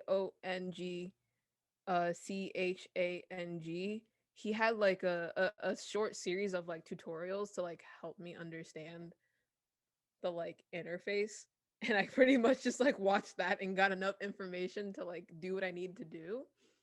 But I primarily animate in Clip Studio Paint actually. That's where all my rough animation and probably most of my cleanup also is where I do it. I primarily just use Open Tunes to like color the animations in because the programs are like synced together. They like partnered together. Yay! Clip Studio Gang Rise. Yeah. So that's primarily because Clip Studio Paint and Open Tunes are like kind of sister programs. So you can export your animation as like a Open Tunes file, and then you can put it into Open Tunes and you can color your animation that way, and it will it keeps the vectors, like the vector lines and everything, and then you can export that as a PNG sequence, and then I put that into After Effects where I like do the magic and I make everything look nice and whatever. um but yeah, that I only really use Open Tunes for coloring. I don't actually use it for like animating like that. But if you were looking for that, that YouTube channel I just mentioned, Dong Cheng, is one of like the most in-depth ones I've ever watched. And I believe that person also like works in anime, like Japanese anime productions. So that's also a good source. Amazing. Thank you so much. Next question. What's the difference between working on a show with a more cartoony art style like Rugrats and Lower Decks versus a more realistic art style like Critical Role? The difference, cartoony. I think it just comes down to like the execution of how like they're trying to execute their visual style at the end of the day. Um I will admit it is a pretty jarring transition to go from like Rugrats to Star Trek Lower Decks to like Critical Role. It's very it does take a minute to like get into the swing of like the style of the show, but primarily it's really just like how they execute certain fundamentals of like human anatomy, really, and how they exaggerate certain expressions or certain proportions and stuff to characters. Because once you kind of unlock that again with your foundational and fundamental skills, it'll be pretty easy for you to get the hang of a lot of the a lot of the stuff. um if anything, what helped me the most, because I think I had a much harder time adapting to Rugrats in Lower Decks rather than Critical Role, because I'm a fan of anime, so I'm already kind of used to drawing in that style. So for Rugrats and Lower Decks, it was super helpful to me to like find very quick shape language cheats with the characters. So whenever I drew Tommy, um for Rugrats, the base of his head would just be two boxes. So it'd be like the big box and then the little box because he has a little lump on his head. And that's how I got used to getting that's how I got used to drawing in the style of those particular shows, is like looking at the character designs and then breaking them down into their most simple like shapes, so that I had a quick understanding and shorthand of how to draw them, as opposed to Critical Role where I can just look at it and be like, oh, it's anime. I can do this. It was a lot easier for me to adapt to Critical Role. So yeah, um, at the end of the day, the biggest difference was just learning the shape language of uh, a cartoony style, because I was so used to drawing something more realistic, like Critical Role. But yeah. Awesome, awesome. next question is, do you have any tips on finding indie work? Like places where you can find them? Places where you can find them. Oh man, I feel like nowadays, like it's primarily on social media, whether it's like a big studio or indie studio, and it's just a matter of you like following following people and communicating with, well, I guess you can't follow people who are like who do make stuff like that.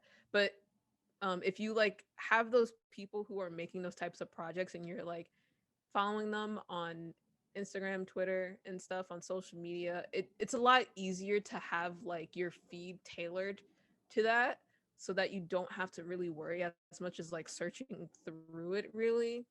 Um, Especially if you're talking about like indie stuff, because a lot of it is just like, hey, we're making a project, like we're making a Kickstarter or something on, and people find work through there. Like I know that like indie projects like Hell of a Boss do that, where they just put out a tweet like we're looking for junior animators, and then people apply to it.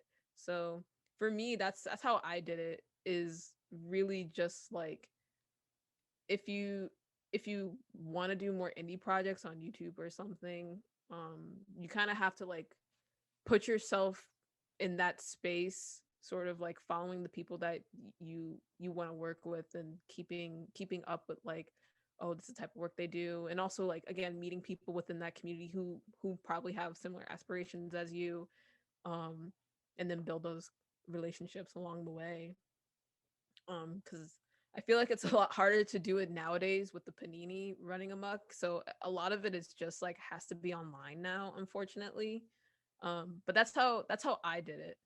um I just put myself out there, and I actively followed people I would love to work with, and they followed people that I also admire, and then they would share information and stuff about job postings or potential projects and stuff, and I would be like, sign me up. So yeah, make use of social media until the further notice, because we don't know how long we're going to be in the situation in terms of the panini.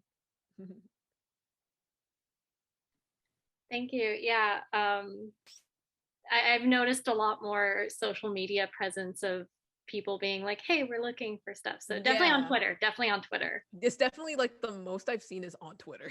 Yes, yes. So yeah, I follow a ton of people and they'll just be a random one-off like, hey, my friend is actually looking for character designers, like drop your stuff below, Yeah. and stuff like that. Also, making use of hashtags like portfolio day and the more specific ones, depending on like what like they have like they have like specific ones for people of specific minority groups as well. Making use of those um hashtags also are a great way of people finding your work, because sometimes they just search the tag. I've heard that studios in recruiting, like the recruiting departments, have used like portfolio day hashtags to search for talent. So like making use of that is also a really good way to like get your name out there and get people to see your work, whether it's indie or like big studio work. So yeah, unfortunately that means we have to suffer with Twitter, but not Yeah, everything is perfect. it's a blessing and a curse. Um, so the next question is, what movies, shows, comics, etc., inspire your boarding work? And before you answer that, do I spy with my little eye a Promare art book in the back? Yes, you do. Okay, cool, cool, cool, cool, cool. Right next to my Nakamura Yutaka flip book, who is responsible for all those cool shots you see in My Hero Academia and more, but many people know him now for that. Also, right next to my Megumi from Jujutsu Kaisen. So Amazing. I love it. I'm a weeb. So to answer your question, Adrian, what movie, shows, comics inspire my boarding work? Anime. I wish there was more to it than that. Um I like anime. So that's like my biggest like inspiration in general. When it comes to like what I look for in boarding and stuff is just primarily through anime. And I keep up with a lot of recent anime, but I'm also a big fan of like older animes like Sailor Moon, Yu Yu Hakusho, Cowboy Bebop, like Gundam and stuff. So in general, it's just really anime. um Although the particular shows I always come back to probably would be like Full Metal Alchemist Brotherhood, because I really just like how tight the story is. The movie Sort of the Stranger has some really great fight sequences that I'm always constantly looking back at because I'm like, how did they do it? How did they do that? That's amazing. um Obviously Cowboy Bebop, specifically the sequence where Spike is like chasing the dog, the corgi. That's a really good sequence if you're interested in like doing action boards. It's a really good example of how compositionally it's always changing and nothing ever like stays stagnant, but it's really good screen direction. um but yeah, stuff like that. But I'm also into like recent anime. Like I said, there's a Jujutsu Kaisen, um, a Jujutsu Kaisen figurine over there. Promare, anything Trigger Gainax, I am a huge fan of because I love how it's like balls to the walls and they're able to just like have fun and break the models and stuff or the character designs. Fan of Demon Slayer. Uh, Anything that kind of just looks beautiful and I'm like, wow, let me cry. But I'm also a big fan of like the more not downplayed, but like the animes that aren't like as bombastic as your like Attack on Titans or Demon Slayers. Like I love A Silent Voice. Actually, anything Kyoto Animation I am a fan of because I think they do a really great job of like making the mundane feel larger than life. And I love the acting that they do for all of their like characters and stuff. I can go on and on and on about anime, but just know that like most of my inspiration does come from like anime over the years, like from the start of it all the way to like the current ones right now.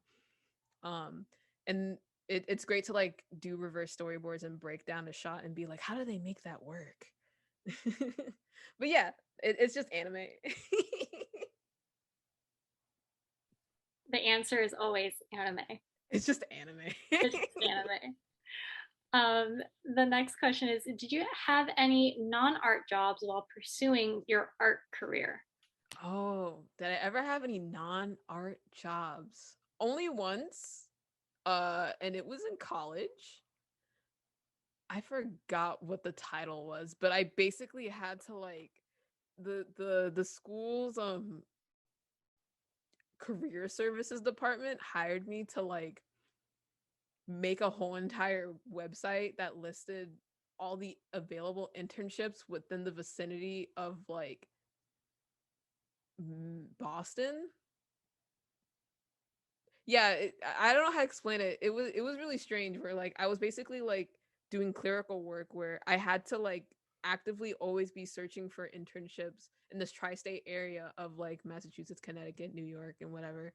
Um, and then put this together, and then I had to like put that into a website, and then the students would then apply for the internships, and then I had to like process that through for the heads of the department and all this stuff. It was a lot more like clerical than anything, but yeah, that was like the only real non-art job I've ever had. Yeah, it was only the real non-art job I've really had. I've been grateful enough, or gracious enough, or lucky enough that I didn't have to work like retail and stuff. There's no shame in that, but I've seen and I've heard stories about like the horrors of working in retail and how people can treat retail workers. So, and my older sister was one of those people who like she worked retail for a very long time, and it just drained her. So luckily I've never had to like do that, but I understand if people need to do that because you got to pay bills and you got to eat, you got to put a roof over your head. So there's no shame in that. But to answer the question, I've only had one, and it was very much like a clerical database type of job where I was just processing interviews and files and also making a website at the same time and updating website almost like every other day, and I wasn't getting paid the amount of money I should have been getting paying. So yeah, there was that. Yeah, retail and food service is brutal. It's takes a strong person to get through that. um, Yeah.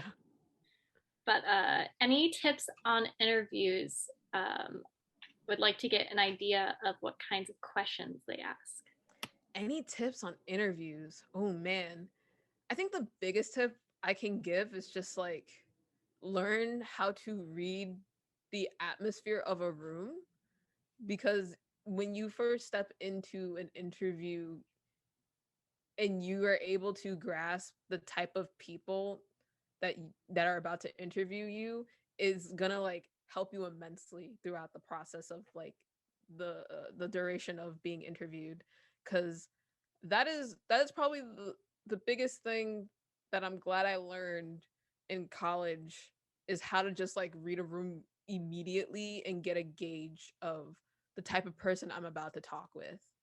um but that's also probably because I grew up in Jersey City, so I didn't have much of a choice but to like learn how to read people because I lived in the inner cities.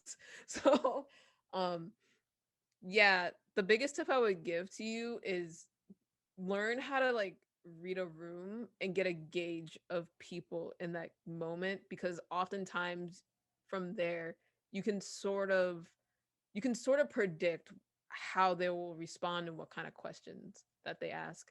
An interesting story I'll bring up is during my time interviewing for Nickelodeon, um, and the final interview round, there were a panel of people who were clearly corporate executives. And I remember walking into that room. At that point, it might have been my second. I think this was my last interview for the day, actually. So I had already gone through two interviews that were a little bit more casual. Um, so I had already been like loosened up and everything. But when I walked into this room and I immediately saw that the way they were dressed, everybody was in suits. They were upright, hands folded, didn't crack a smile when I walked into the room. And I was like, "Oh, I have to switch gears right now." And like that, like that's the ability to read the room. So then when they started asking me questions, I was able to answer them in a way that was a little bit more on the corporate kind of like business talk side than it was the more relaxed side that I had in those prior interviews I had that day.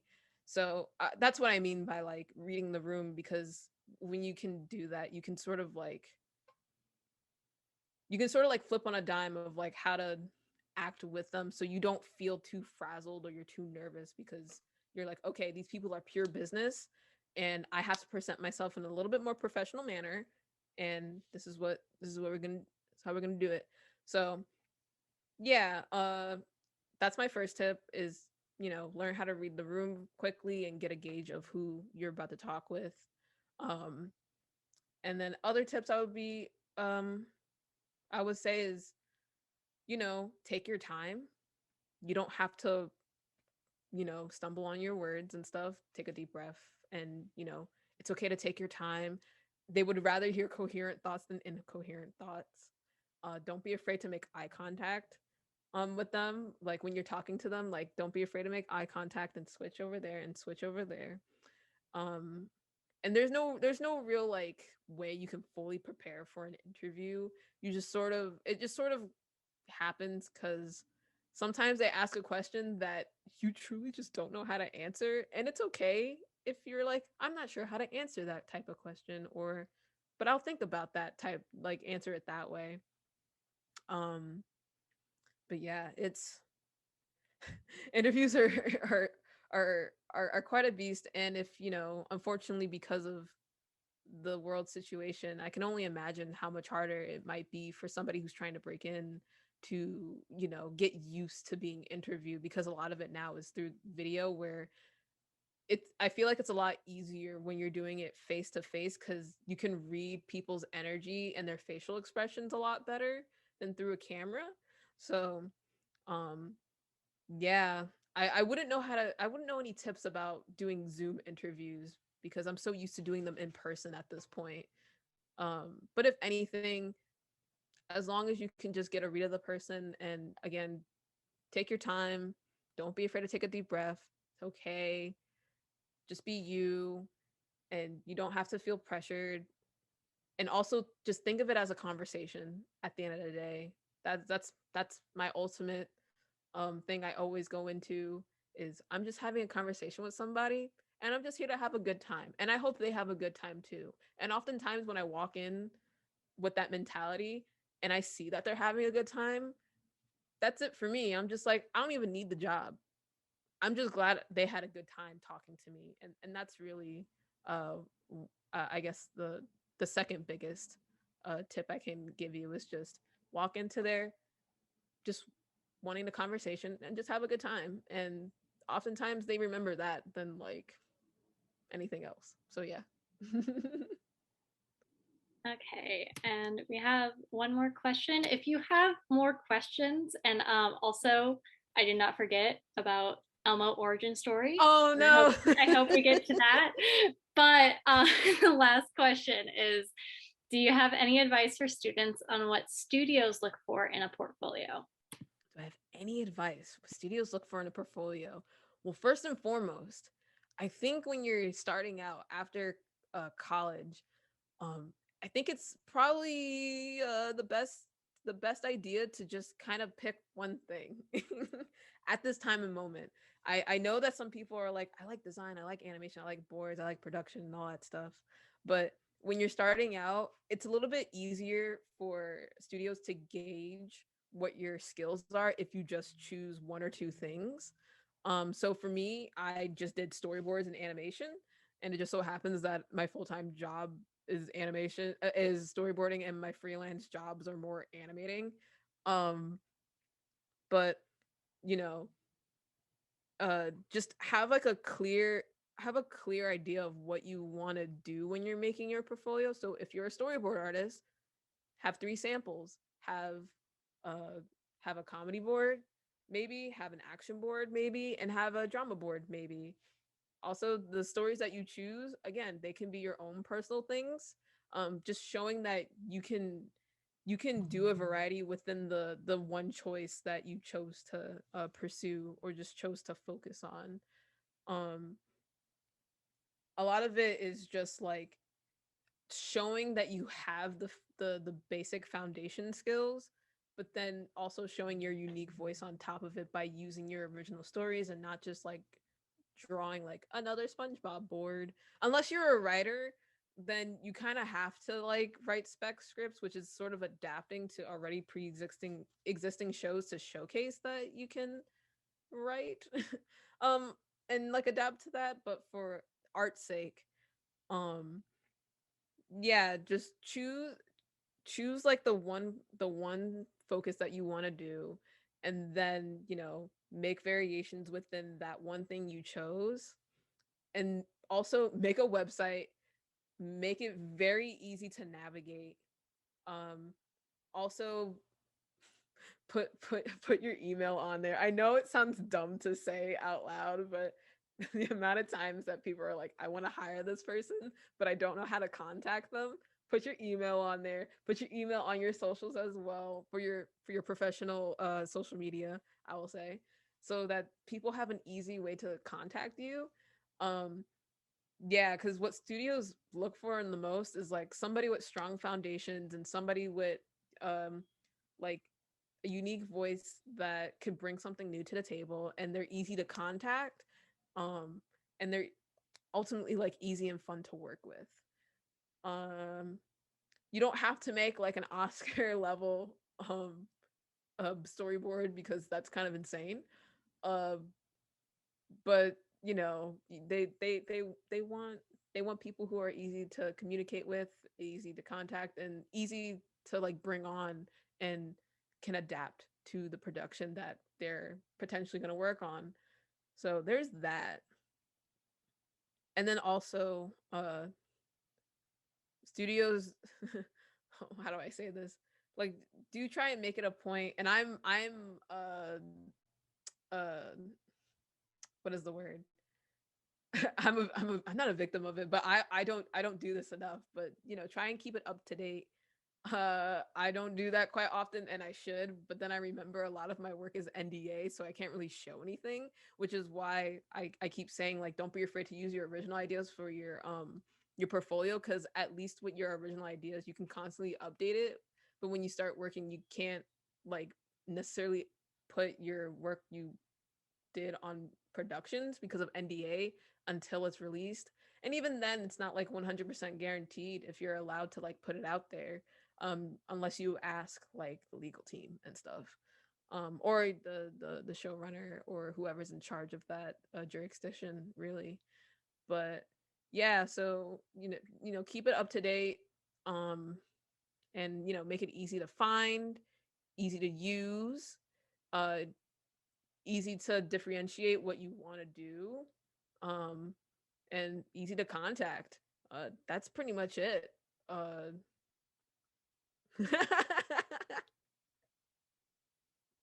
I hope that helped. I don't know if that helped. It's good information, so don't worry, don't worry. No more questions? Do I have to tell the Elmo origin story now? If you really don't want to. No, I love telling this story because it's kind of funny. I'm So- sure we all love to hear it.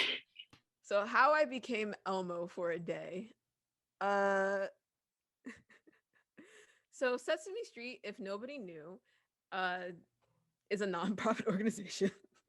And they also do a lot of English learning programs internationally. So at this time, Sesame Workshop had an English learning program in Japan called Sesame Street English. And they had a partnership with this Japanese conglomerate to like make this a real thing and implement it in Japanese schools. So through this program, students who were in the program, depending on like how their grades were or whatever, like the top 20 or something from elementary, I think it was like elementary school to like high school, or like probably end of middle school, because their the school years are a little bit different from America. Um, they chose like the top 20 students of this program, and they brought them over to America, where they did a tour, where they did a tour from Washington D.C. so that they can see the White House, New York because that's where Sesame Street Studios are located, and then Massachusetts for Boston. I couldn't tell you why Boston, but it was on the list, okay? So when they come to New York, they get to meet Elmo at the studio, and they get to also tour the studio and get to see the behind the scenes of how Sesame Street is made. So that is the backdrop of this whole entire story. So I can't believe I'm telling this story. um, so when the students come, it's always around like the summertime, and it just so happened that my internship was during the summertime, and they needed somebody to be in the Elmo suit because the performer was out, the backup was out, and the backup of the backup was funnily enough in Japan at the moment. So they were scrambling to find somebody who could fit into this suit because Elmo is 5 years old, and the size of him can only fit a person who is under 5'2" and under 120 pounds. So they ended up the people who were organizing the event were going around the studio trying to find somebody who was under 5'2" and under 120 pounds. So eventually they got to me and the other intern in our department, and they were like, hey, do you have any assignments in the next 2 weeks that are due? And we were like, no, why? And he said, would you be interested in being Elmo for a day? And we said, say more, question mark. And so they pull us to the side, they explain to us the situation, what's going on. And then it comes down to them being like, how tall are you and how much do you weigh? And the other intern was 5'4", and she really wanted to be Elmo, but she was too tall to fit into the suit. I am barely 5 feet tall and also under 120 pounds. Um, so they were like, perfect. Do you want to be Elmo for a day? And I was like, sure. And then I went into Elmo training, which was a week-long training boot camp of how to be Elmo. So the basic rules of being Elmo are as followed. You can't take off the physical head because it breaks the immersion for the kids. It's like really like damaging to their psyche if that happens, apparently. Two, I'm not allowed to speak while I'm in the Elmo suits because the students were Japanese, and the voice actors for Elmo are different from the ones in English. We will circle back to this one because I broke this rule. Three, Elmo has to give hugs. So no matter who it is, if a kid comes up to you, you have to hug him. You have to be like you have to act like Elmo. And I went through repeated like training sessions of how to put on the suit and how to prepare for it and everything. They even like walked me around the studio once, and everybody was like, "Oh my god, it's Elmo!" It's like it's just me, the intern. Um, so yeah, I did that. I had like the most intense Elmo mascot training in a week, and then that next week, the students come. The students are here from Japan. They pull me aside. They tell my directors and everything. It was like, she agreed to it.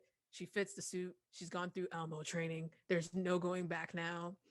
So we get into, they pull me aside, and they put me in a room where I put the suit on, and I hear just a herd of young Japanese kids from the distance entering into the room. And I start breaking out into a cold sweat because I just realized that I am about to become a childhood character, and I can't break the immersion for these kids. So they put the suit on me, and I have my two handlers who like are helping me walk because it's a very heavy suit and it's very hard to like see in it. Like I can't see this way. I can only see this way. I can only see what's in front of me. And they carry me out, and I'm waiting behind like the door, and then all I hear is on the other side is in Japanese. It's like, "Come in, Elmo." And then they open the doors, and these kids were all sitting down, and all of their heads collectively turned at me like a horror movie. And then I get bum rushed by a bunch of kids. Um and then I was like, "Oh god, it is about to happen." And then I just switched into Elmo mode. I was giving hugs. I was posing. I was pretending to laugh. I was just in the moment. But I ended up breaking rule number 2 because I took a moment and I had looked up, and the teachers from the Japanese school were also there. I had no idea they were going to be there. And they were excited to see Elmo more than the kids were for some strange reason, but I'm not questioning it. They were just like as excited or more excited than the kids. And so it was so funny to me that I ended up laughing out loud, and I broke the rule that I wasn't allowed to make any sound in this suit. And luckily for me, in Japan, the voice actor for Elmo is actually female. So for them, it didn't break the immersion. And so when they had heard my laugh, it just somehow, for some strange reason, just so happened it was exactly like the one from the Japanese version of Sesame Street. And they like lost their mind. So they ended up coming in and like hugging me and stuff, and it was like I think of back to that moment a lot because it was truly just heartwarming to see like both kids and adults loving a character, an animated character, basically. Well, he's a puppet and physical, but like he's animated in the sense of his personality and how he acts. So it just made me think in that moment, like, wow, I'm really glad I'm working in an industry where like kids and adults can just like enjoy these characters and express themselves like this. So, ooh, my voice cracked. So sorry about that. Excuse me. Like burped. Ew, I'm gross. I'm disgusting. So after all of that, for like 30 minutes of kids and adults asking me to take pictures and pose with them and hug with them, I did it. My handlers took me back into my room. They took my head off. I'm sweating buckets because it's really hot underneath there. And they were like, how was it? How was it being Elmo for a day? Because not many people can fit into the suit because of the size requirement. And I just remember being like, that was the scariest yet most exciting thing I've ever done in my life. And I'm so sorry I broke rule number 2. And they were like, well, it must have not mattered because it didn't break the immersion for them. And then that's how we found out later that the Japanese voice actress for Elmo, apparently we have the same laugh. So I don't know if that current voice actress is still working as Elmo in Japan or for like the Japanese version of Sesame Street. But yeah, I got very lucky in that time and moment. And that's how I became Elmo for a day. And it's probably my greatest achievement in my life because I don't think many people can say they were Elmo for a day. That's incredible. Oh my God, that's such a fun story. Like I used to work at an amusement park and some of it was really heartwarming to see all the kids get really excited Yeah. with like when the characters would come out and it was just like, oh. It's so it just made me feel so warm inside. I was like, oh man, like I'm working for an industry that like makes people feel this way. That's kind of cool. Like I hope I just hope the shows I work on and stories I want to tell can also um make people feel that excited in that way. But yeah. That's how I became Elmo, and that was the origin story. I don't know if I'll ever do it again, but now that I know I can fit into the suit, I guess I'm forever a backup call for them. Amazing. I do have a quick question for you. Um, if you can work on any like franchise, you know, even if it's no longer like in production or whatever, if you could work on any franchise, past, present, future, what would you absolutely love to work on? Oh man, there are so many I would have loved to work on. I would have loved to work on Steven Universe. I would have loved to work on Voltron, Legendary Defender. I would have loved to work on Avatar or Korra, but those are like past. Um, honestly, ooh, this is like again another childhood thing. If Hasbro ever decided to make an animated Power Ranger show, that would probably be the one thing I want to work on because I love Power Rangers. I'm a Mighty Morphins kid. Um it is like it is one of those shows where I'm like, how has this not had an animated adaptation? Because everything about it just lends itself to animation, like the goofiness, the over the top, the kaiju battles, the mecha. Like I I I don't understand how it hasn't been done yet. So if Hasbro ever decided to do like an animated Power Rangers, I would be more than happy to work on that. That is like an actual like man, if only. But that's like a future thing. My favorite Ranger, if you were to ask me when I was 5 years old, it would be the Red Ranger from Mighty Morphins. But in reality, I like Black Ranger. um um but yeah, I love Mighty Morphins. That's like a childhood favorite. I wish they would make an animated show, but sometimes you gotta do it yourself, you know. um but past productions, yeah, Steven Universe, Voltron, Avatar, Korra, um are probably like the shows I wish I could have worked on.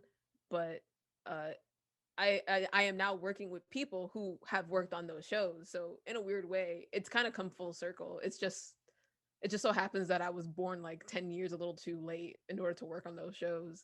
But um Yeah, honestly, I guess I'm working with people on those shows right who worked on those shows right now. So I think I like achieved that dream already. I just have to achieve the Power Rangers dream now. Just pitch it to Hasbro, see how that goes.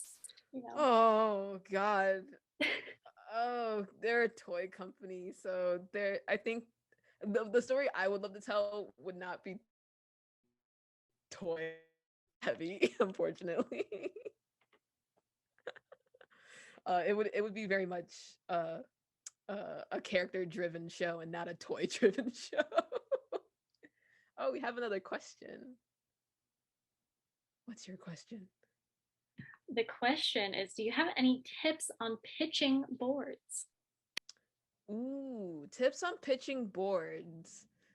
Um, Again, take your time, take a deep breath, because I'll tell you a funny thing that happened to me last Friday. Actually, I had a final pitch, and my internet just sort of like decided to not work halfway through, and I was the first sequence up. So uh yeah, like because of technology, just don't beat yourself up if you're not doing a good job at pitching.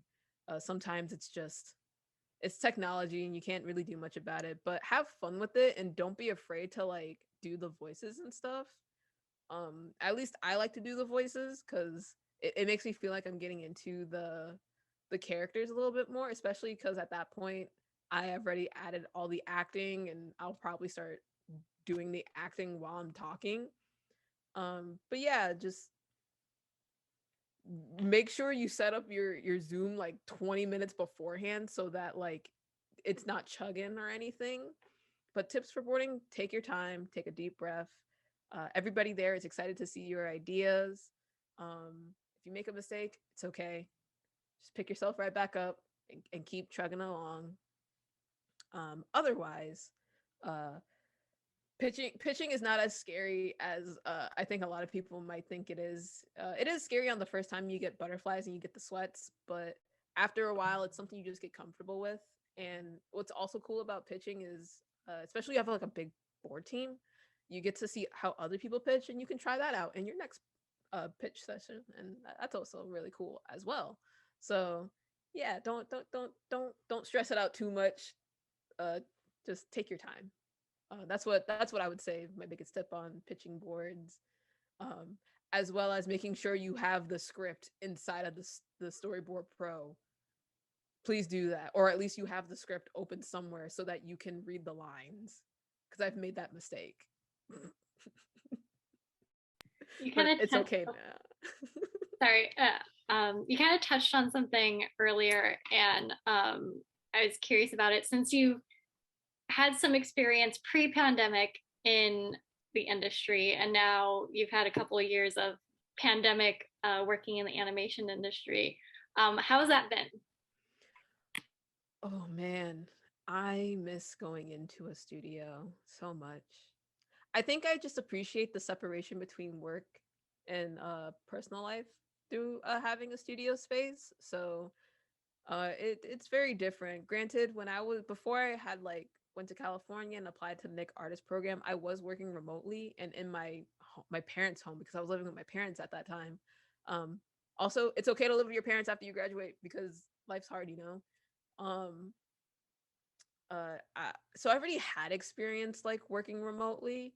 Uh, so it wasn't really hard for me to transition back into that lifestyle. If anything, uh I think like the biggest gripe is just the technology and internet uh problems, because not everybody has like the best internet, not everybody has like the best equipment, because not all studios can like provide people with like a desktop or something. So the computer I'm on is my personal desktop. So it has hiccups a lot. In fact, today it decided to just not want to work on me, and I'm like, cool, awesome, that's fine. um Not like I had to hand in two boarding sections today, but here we are. Don't worry, I did. um but yeah, I do miss going into the studio with very little time I was able to like go in there, because there's just something different about being in the studio space and being surrounded by people who are like you in the sense of like aspirations, and also working in animation and different avenues of it and different steps of the pipeline of it, that feels very like invigorating and inspiring, that you can't just quite get in your own home. But also uh, it's a little bit hard to again separate work life and personal life when you're working from home for such a long time, because at some point you feel like, well, I have nothing else better to do, might as well just like work, you know. I can't really go outside and do anything, might as well work, you know. So it's definitely been a journey of like trying to uh you know, have a healthy balance between work life and personal life, and touching grass on occasion, as I like to say. So yeah, um, I do appreciate that because of remote work, that a lot more people outside of California are able to like work in the industry, because I knew for a very long time in order to work in animation you had to be here in California.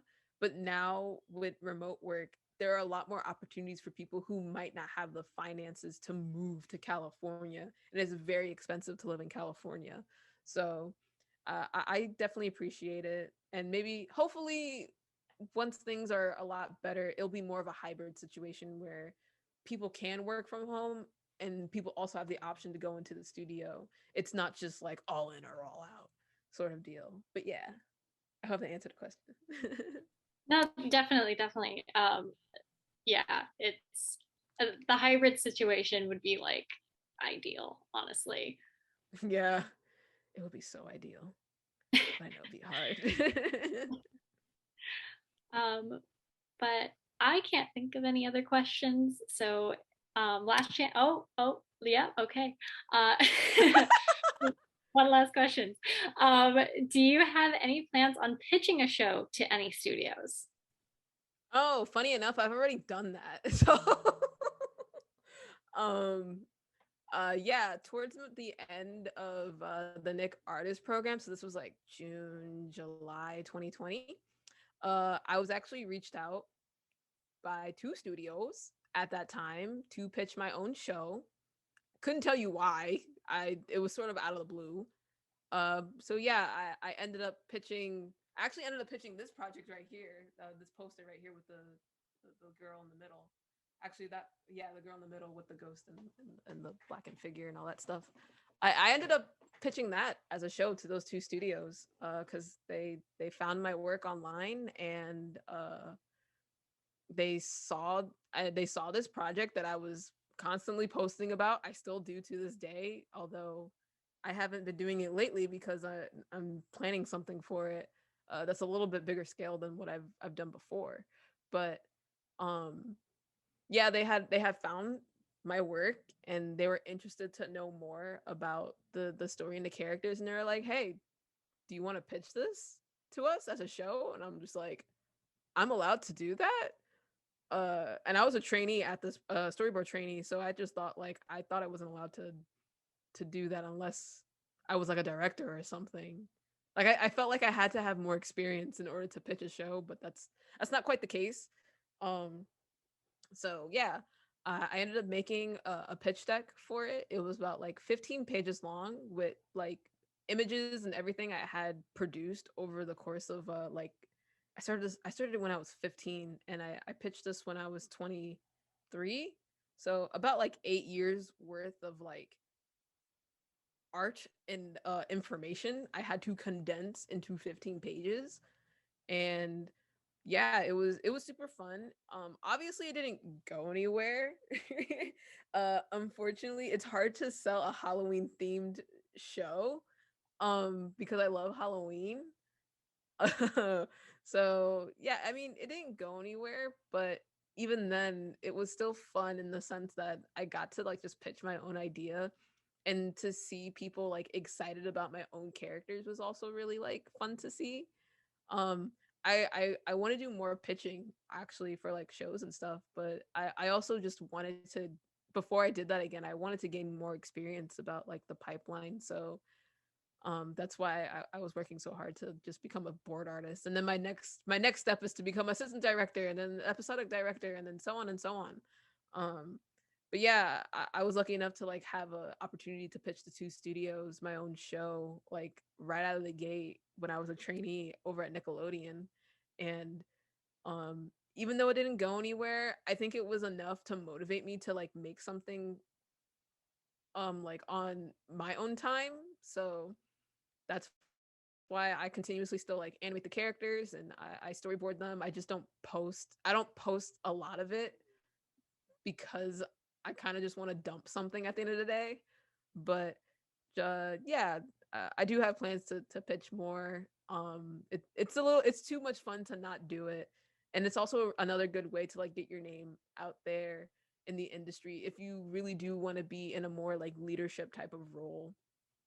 Um, so yeah, yeah. To answer your question, yes, I have already, but I want to do more. That's so cool.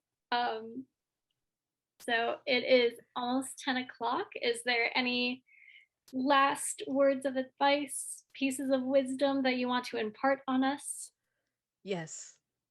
Be kind to yourself, touch grass, make fan art, make fan fiction. In all seriousness, yes, to everybody out there, I know right now, especially in college, it's such a different world compared to like when you're actually like in the industry and stuff. But trust the process and um again, be kind to yourself, take breaks, don't overwork yourself. Um indulge in the things that you love because chances are, actually not chances are, the truth is that we're all nerds in the industry. So if you like Legend of Zelda, there's like 50 people who also love Legend of Zelda in the industry. So like don't be afraid to be yourself. um make it easy to find your work, to contact you, uh and don't give up. I feel like that's a very generic thing, but don't give up. uh yeah, yeah. My last words of advice. Well, thank you so, so much for coming to speak with us. It was a great and informative talk. Um, and just so everyone knows, this is recorded and will be put up on our PMC YouTube in, I don't know, a week or so, probably, give or take. I'm sorry if it takes longer than that, but yeah. Yeah, we did use all the 3 hours. I didn't think it would be possible. We did. I know. I was like, that's amazing. What an accomplishment. I don't know. Has that ever happened before? Is like somebody used the full 3 No, hours? it definitely has, but I don't know. Just In the past, we used to have, when our speaker events were in person, we usually did 3 hour long events. But since things were moved to digital, people experience Zoom fatigue more than being in a room with people. So we actually lowered our event times down to 2 hours instead. But if a speaker is open to having the full 3 hours, like, we get another hour in, and thank you so much for filling up all the time, and your stories were lovely to listen to. Yes, now you guys know my Elmo origin story. Beautiful. As another 5-foot person, I feel that being scouted out. It's just like, how tall are you? Are you under 5'2"? We need somebody who can fit it. No, but thank you again for inviting me, and I hope it was helpful and insightful for somebody out there in the crowd, because I don't know. no, you were great. You were great. We loved having you. But we will let you get on with your night, and I will stop the recording. Yeah. Thank you so much for coming. We really appreciate it. Yeah. And maybe, hopefully, once the work I have done is out, maybe I could actually talk about it. It's very fair. We definitely understand NDA stuff. Like, it's just NDA. I wish I could show you some of the things I've done, but unfortunately it's just NDA. But yeah, thank you again. I don't want to keep everybody on here. It's 10 o'clock. So We don't want to keep you. All right. Thank you so Have much. fun. thank you. Bye everybody.